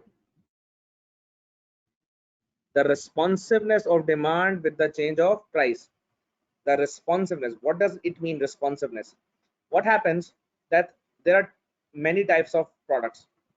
There are some products which respond to the price change very much. They are highly responsive. For example, if you offer discount on pizza, right, you will see a huge response from the customer, right? If you lower down the price of pizza, you would see a huge response in terms of demand from the customer.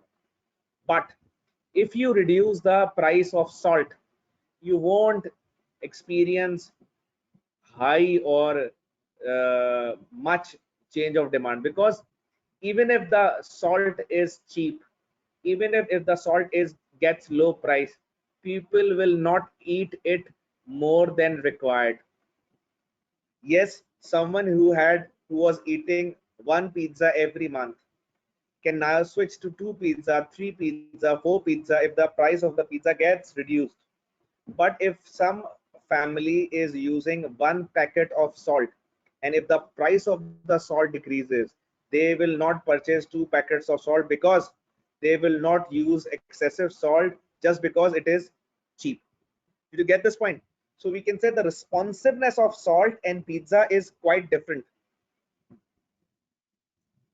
The change of demand with respect of price is different in terms of pizza and salt. Same goes for medicine.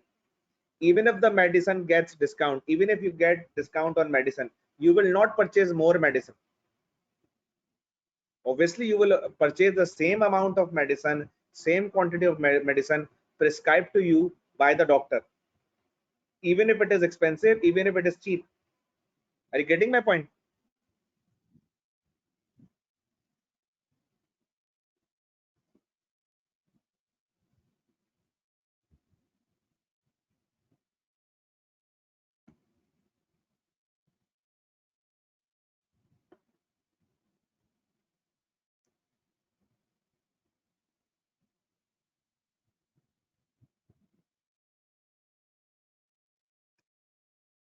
Next we have law of supply.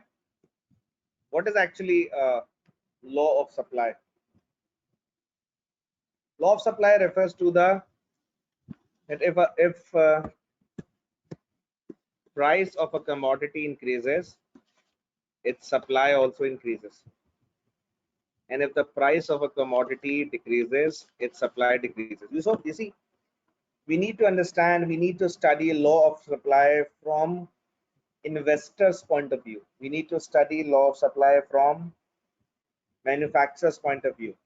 How manufacturer thinks, how supplier thinks. You see, when supplier sees that if a price of a commodity is increasing as well as its demand, I repeat my words, if a supplier notices that the price of a commodity is increasing and its demand is also increasing as well, he starts to produce more of that product, and when he starts to produce more of that product, the supply of the product increases. So we can say price of a product increases. When the price of a product increases, its supply also increases. You get this point? And when a supplier notices that price of a product is decreasing as well as its demand is also decreasing, price is decreasing as well as demand, he starts to produce lesser number of products of that commodity. So we can say price is decreasing as well as supply is decreasing. You get this point?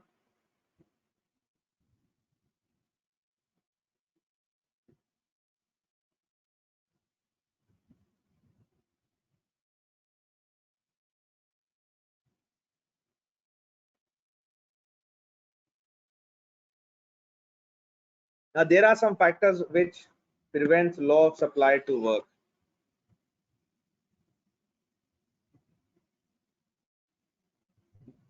One, you can say price of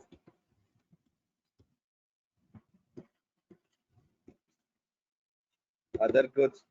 Sometimes what happens that the price of a product is increasing, but its substitute is not affecting that much. Here we can say the law of supply can affect as well, because people, what people do, they try to switch to any other products like supplementary goods, because substitute goods, sorry, substitute goods, because of that particular, if the price of that particular product is increasing. So people have a consumer have a tendency to switch to substitute if there is a rise in price of any particular product. That's it. Now we can start chapter number 19, that is macroeconomics. And as far as our sequence is concerned, this is the last chapter of our webinar, day 5.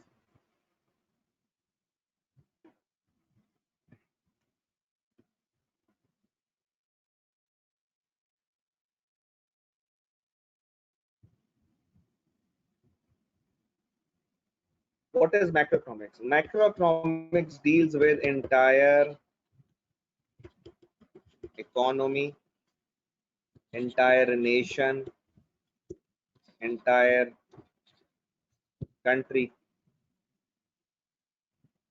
Like for example, we are making a plan of how much cotton is required for Pakistan for next year, how much sugar is required for India in coming year, how much electricity is required for Canada upcoming year. So when we are talking about the entire country, entire nation, entire economy, such perspective is called economics.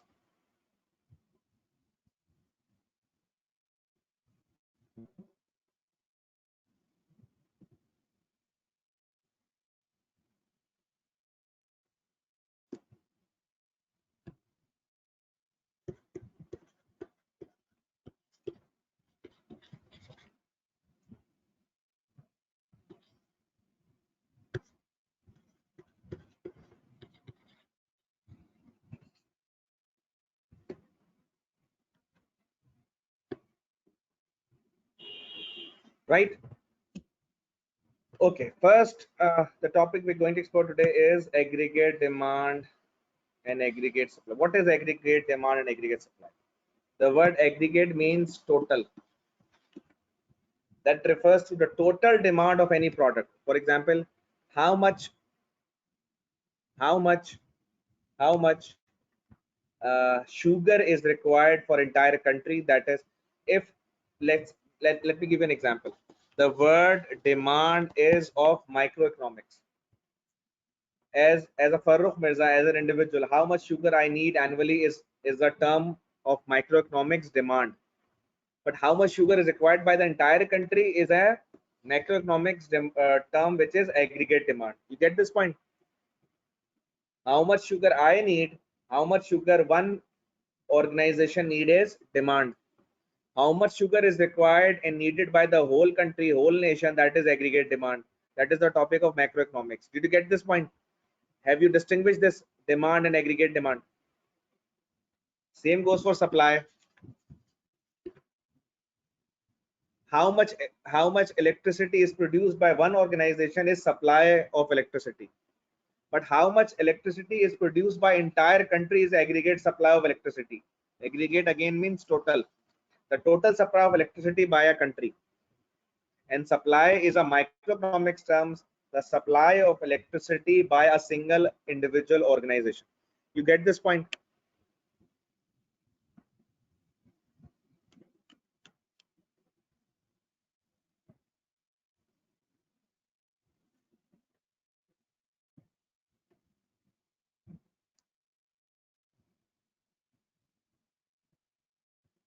Okay, there's a question from Sejal. She asked, sir, what is the marginal utility? Before discussing marginal utility, we need to discuss the word utility here.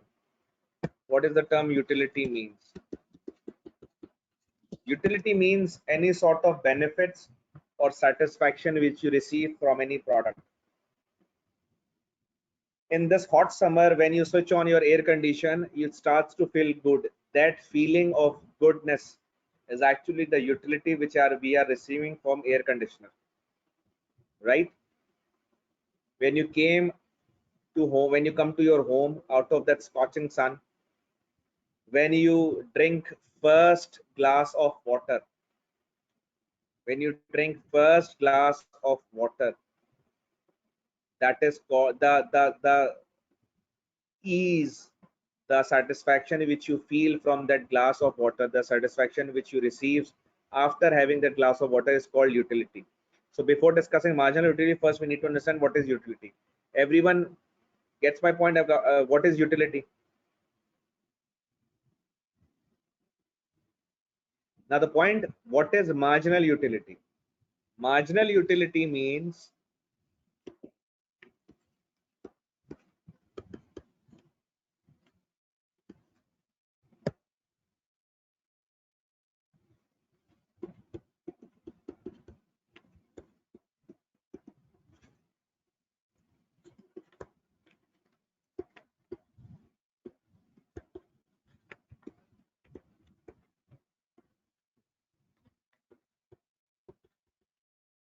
The utility which we received after consuming one more unit, right? The utility which we received after consuming one more unit is called marginal utility. I repeat, the utility which we received after consuming one more unit. When you drink the first glass of water, for example, you receive a utility of 10. The total utility is 10, right? But when you drink second glass of water, the utility will be 8. Total utility will be 18.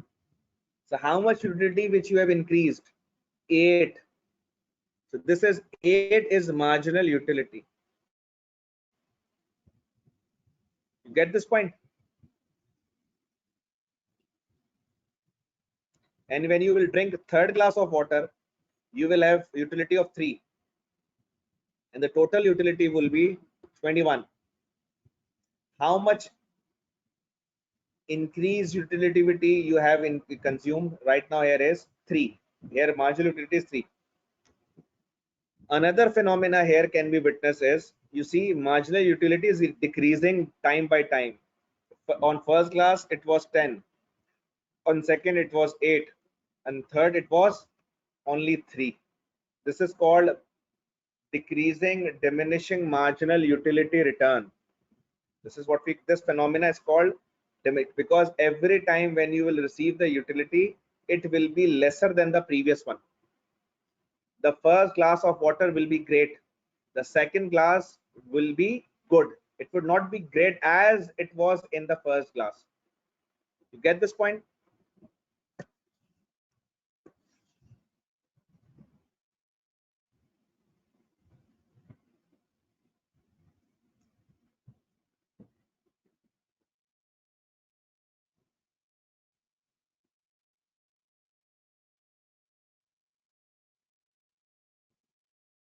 Next we have shift in aggregate demand and change in aggregate demand. We need to understand the difference between shift and change.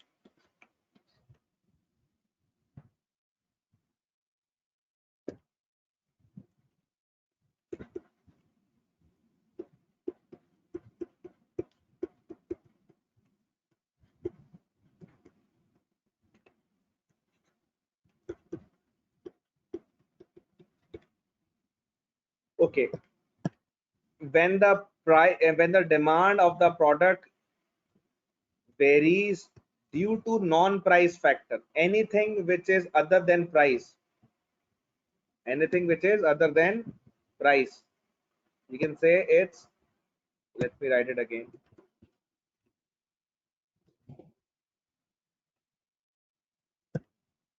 non-price factor.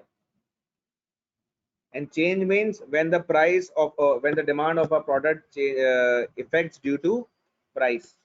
So if the demand of the pizza is changing, if the demand of pizza gets effect because of price, you would say this is the change in demand of pizza. But if the price of the pizza, if the demand of the pizza gets effect due to some festival, let's say for example on Eid, on Christmas or any other festival, people starts to have more pizza, there is more sale, not because of the price but because of any other factor other than price. It could be a religion, it could be a social factor, it could be demand, it could be anything. You get this point?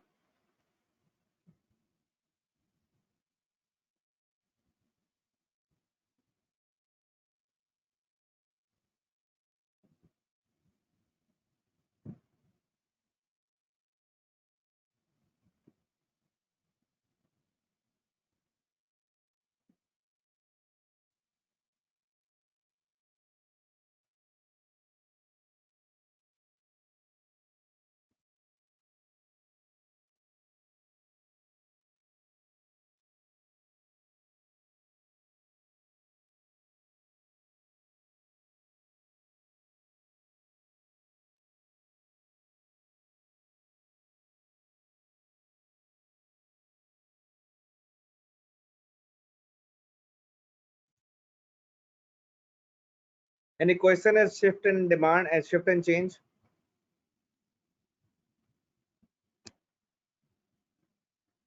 Next we have is fiscal policy.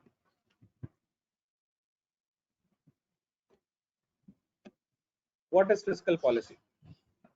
Before discussing fiscal policy, let me give you an example of that budget equation. Do you know what is budget equation? Anyone can respond to the question budget equation.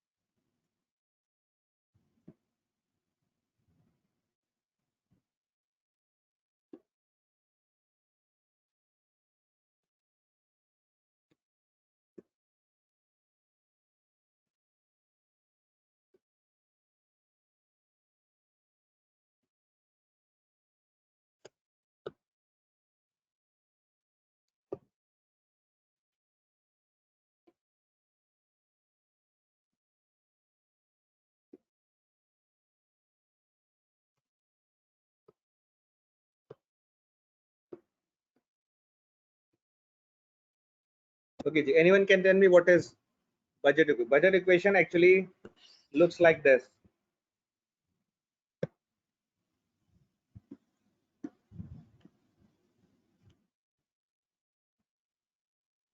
And if the revenues are greater than expenses, then the difference is called surplus. It is a situation where the revenues of the country are greater than their expenditures, right? And second situation could be revenues of a country are lesser than its expenses. Such situation is called deficit.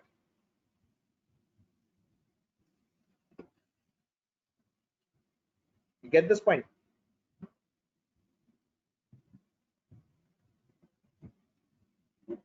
Now the point is, if you are having surplus, then there's no issue with it. Where actual issue arises, that deficit part. When you are having lesser revenues, more expenses. Now, if I ask you what we can do in this situation of deficit, any suggestion? If a country is facing a deficit, what we can do? What are the options to handle this deficit issue?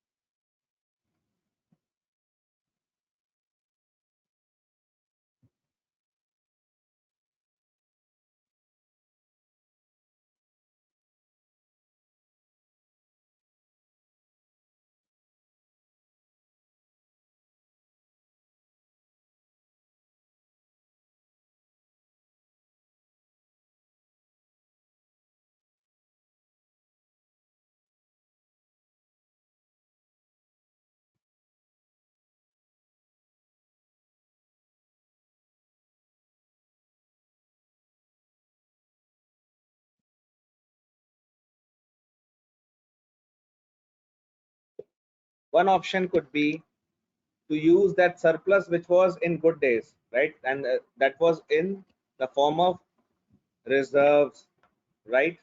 And second option could be borrowing, right? First, we can use those reserves which were kept in good old days. Have you listened that proverb, save something for the rainy day? So on in those days when you were having surplus, you should save something in the form of reserves, and those reserves can be used in those rainy days. And rainy days are what? Deficit. And even if you ran out of your reserves, then you can go, you start to go for borrowing.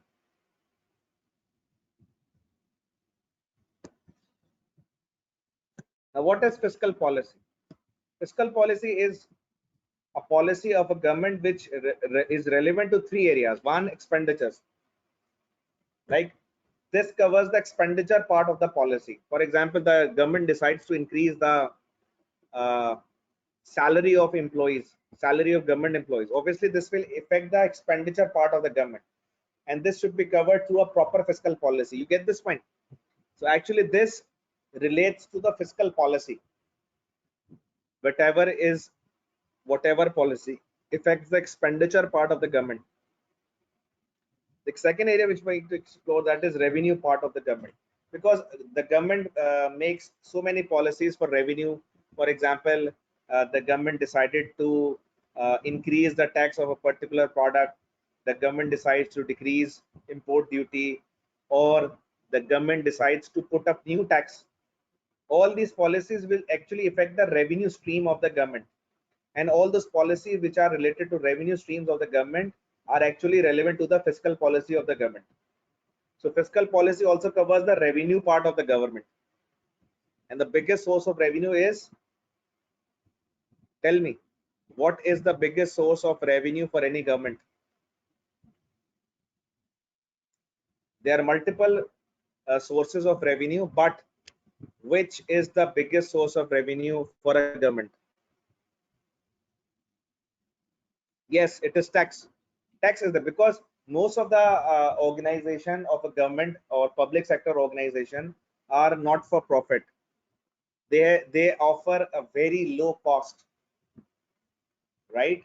So therefore they charge very low price. If you go to government hospitals, if you go to government schools, you would find a very low price being charged over there, because the objective of that, those organizations are not to earn profit. So usually government does not earn profit from public sector, so they cover all these things from tax. Third area which we're going to explore is borrowing. Of course, this is one of the very crucial part of the fiscal policy, that is borrowing. When the government decides to borrow from IMF, International Monetary Fund, this actually affects the borrowing policy, and it covers under fiscal policy.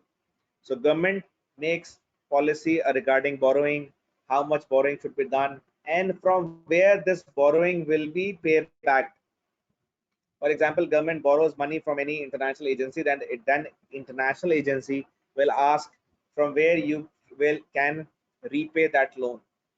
So they have to give the what you can say, substantial reasons, substantial sources of uh, that amount which will be increased in the form of tax to pay back that loan, right? Next we have functions of taxation.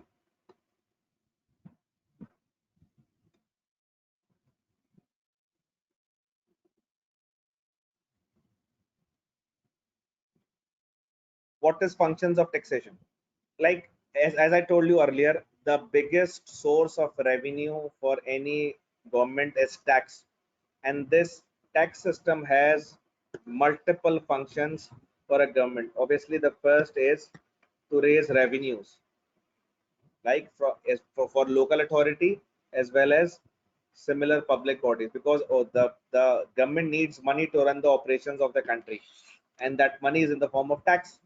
So the first function of tax is to, the first and most major function of the tax is to earn revenue.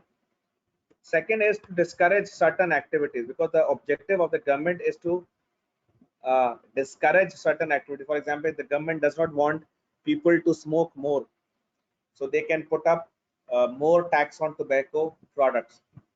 If you ask me, I have an opinion, the government should ban tobacco products completely, but obviously they don't do it. So what they do, they put up more and more tax over those tobacco products so that these activities can be discouraged. Next area is, some of the products are considered to be social cost. When you have any organization, there are some social costs which you need to bear, and that social cost is to be covered by tax. The fourth function of the tax is to redistribute income and wealth, because what happens in a country, there are many types of people. Some are from upper side, some are middle class, some are lower middle class, some are poor people which lives below the poverty line.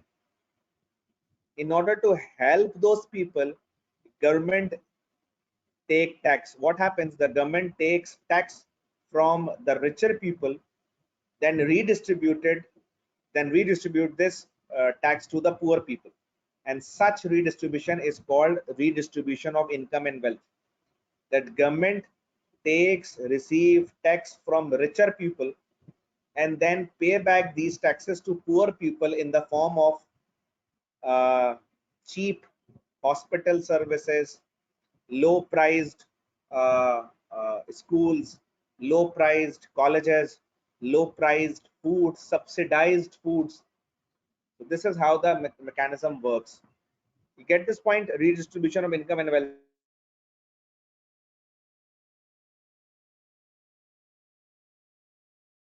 Next we have next to protect importation. What happens? That government implies import duty over imported items. The government applies import duty over imported items. As a result of it, the imported item gets expensive. And when imported items gets expensive, people starts to move towards locally produced products, which helps local industries from which helps and protects local industries from foreign competition. Is this clear to everyone? It is the import duty which makes imported items expensive, and because of that expensive rate, people starts to buy more and more domestic products. And the last one is stabilizing the national income. What is the meaning of stabilizing the national income? The meaning of the word stabilizing the national income means, as I discussed you earlier,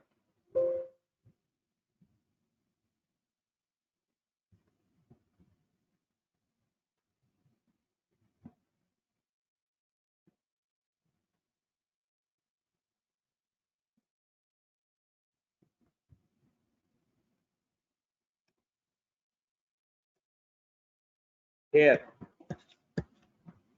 in a budget equation, if there is a concept and if there is a situation of what you can say deficiency or deficit, where revenues are lesser than expenses, what we can do, we can add here some tax. If we can add more tax to our revenues will increase. This will stabilize the economy and will eventually it will reduce the deficit. Did you get this point? When you are facing deficit problems and your revenues are lesser than your expenses, one option could be to increase the level of tax. The increase in the level of tax will result in the increase in the level of revenues, and eventually you will get out of deficit. Did you get this point?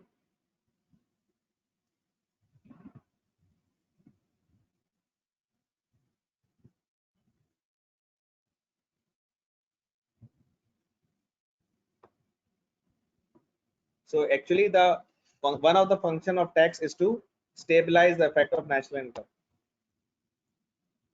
Next topic we have got is inflation. What is inflation? Inflation, in simple words, it's the rise in the prices of product, increase in the price of product, right? So when a product faces increase in its price, it is called inflation. And there could be two types of inflation.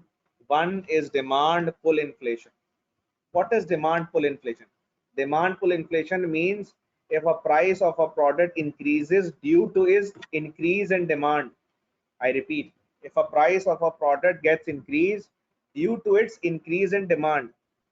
Example could be masks.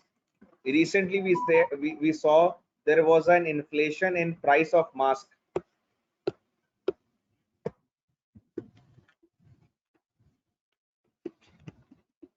And you know what happens? What happened? The price of the mask increased because there was an increase in demand of the mask. The second type of inflation is cost push inflation. What is cost push inflation? Cost push inflation means when the cost of the product increases, its price will also increase.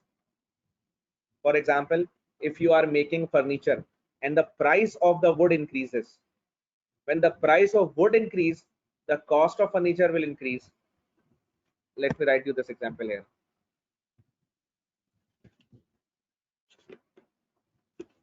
When cost of the wood will increase, then furniture cost will increase and furniture price will increase. This increase of price is cost push inflation, because the cost of this product increased. That's why its price has also been increased.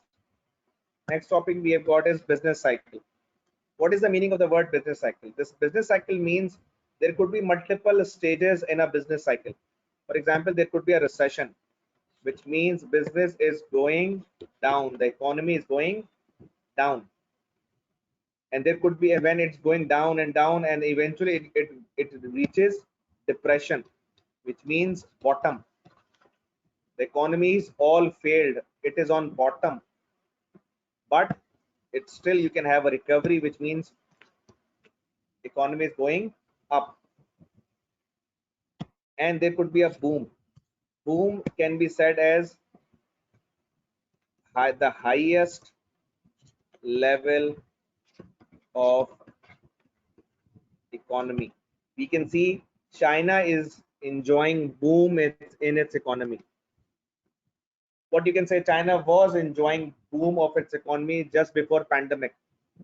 Obviously, pandemic has affected China's economy, but it has not affected China's position, because every country of the world is facing this issue. So the position of the China remains the same above others, although it is below as compared to itself before pandemic. You get this point?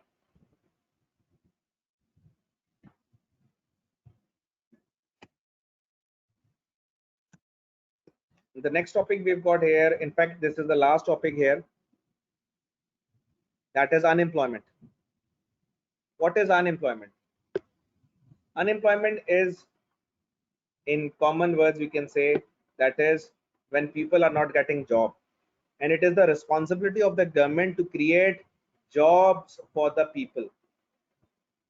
It is the responsibility of the government to create jobs for the people, and for that purpose they need to do some planning, and for that planning purpose they need to calculate rate of unemployment. How this rate of unemployment is calculated, let me give you an example. For example, there is a population of 100 people in a country. Out of those 100, 80 can be termed as workforce. Workforce can be termed as those people who can do work and willing to do work as well. They have the capability and willingness to do work. 20 can be termed as non-workforce. These are the people who are not having capability or willingness, like small kids, old people, household wives, right? Students who are studying and not planning to do any job right now. They can be termed as non-working force. But 80% workforce means those people who have planned to and are capable of doing so. Out of those 80, 60 people have job and 20 are jobless.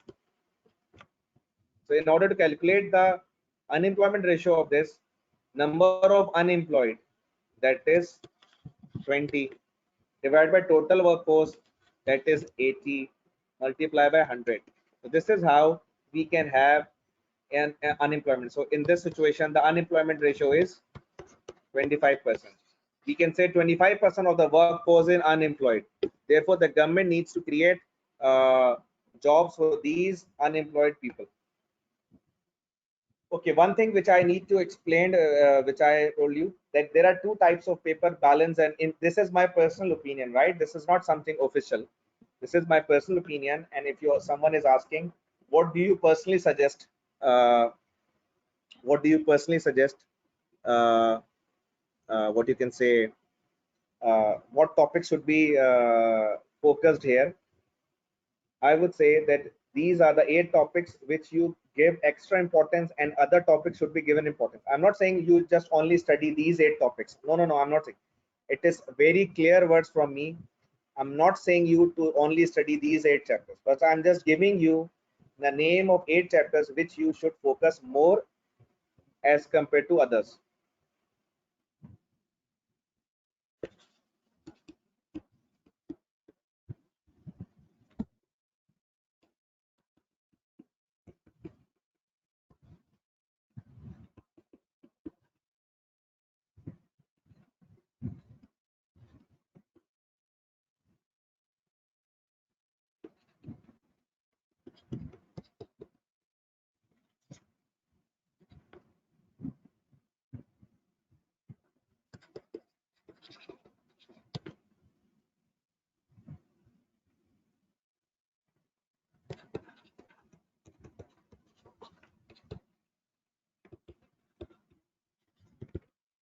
Right?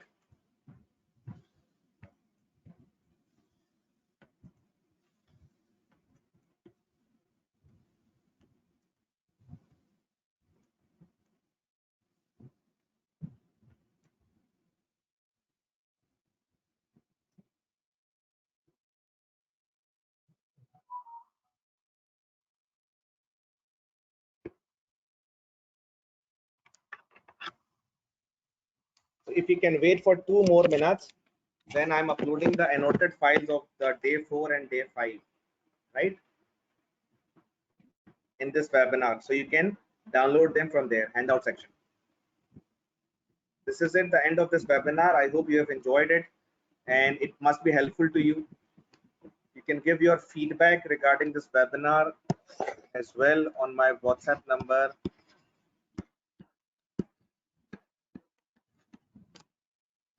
I request you all to please give the feedback of this webinar on this WhatsApp, as well as any suggestion which you can suggest for next webinar as well. Till then, I'm converting those PowerPoint presentations into PDF so I can upload it on handout section.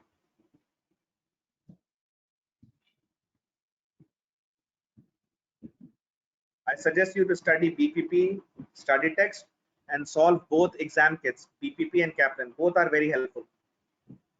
Both exam kits are, as far as myself is concerned, I think they both are very important, and they both must be solved.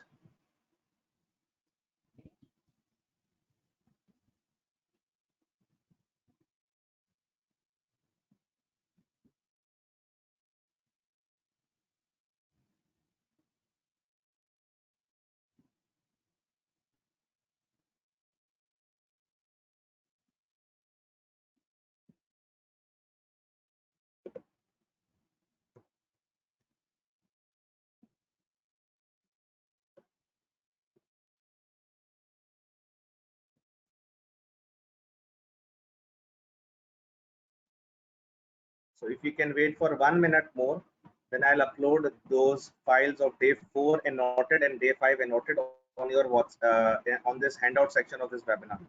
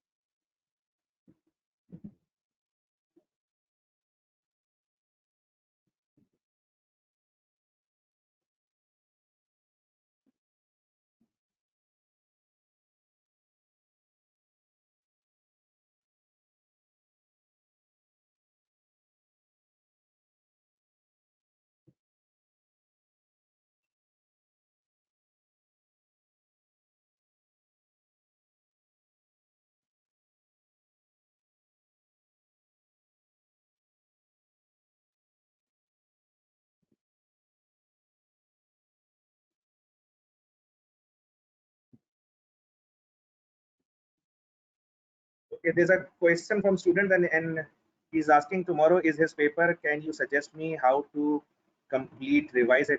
What you can be at the end of the day, you can revise it. If you have seen your BPP study text, there is a summary at the end of every chapter. There's a summary at the end of every, that is called what it is called. Uh, what is the exact word which they use for the summary? Chapter roundup. Yes, so you can read those chapter roundups, right? Obviously, it is not possible for you to revise the entire syllabus in one day, but what you can do here is you can read all those chapter roundups, right?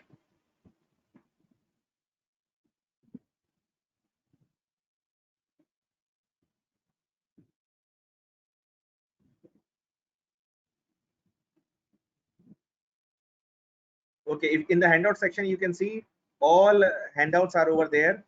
Day 1, day 2, day 3, day 4, day 5 annotated. Have you seen them?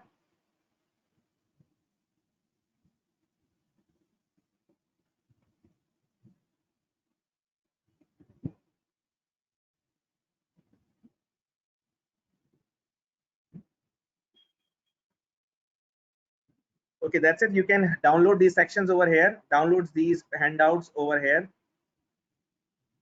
Uh, when all of you get them downloaded, then we can sign off this webinar.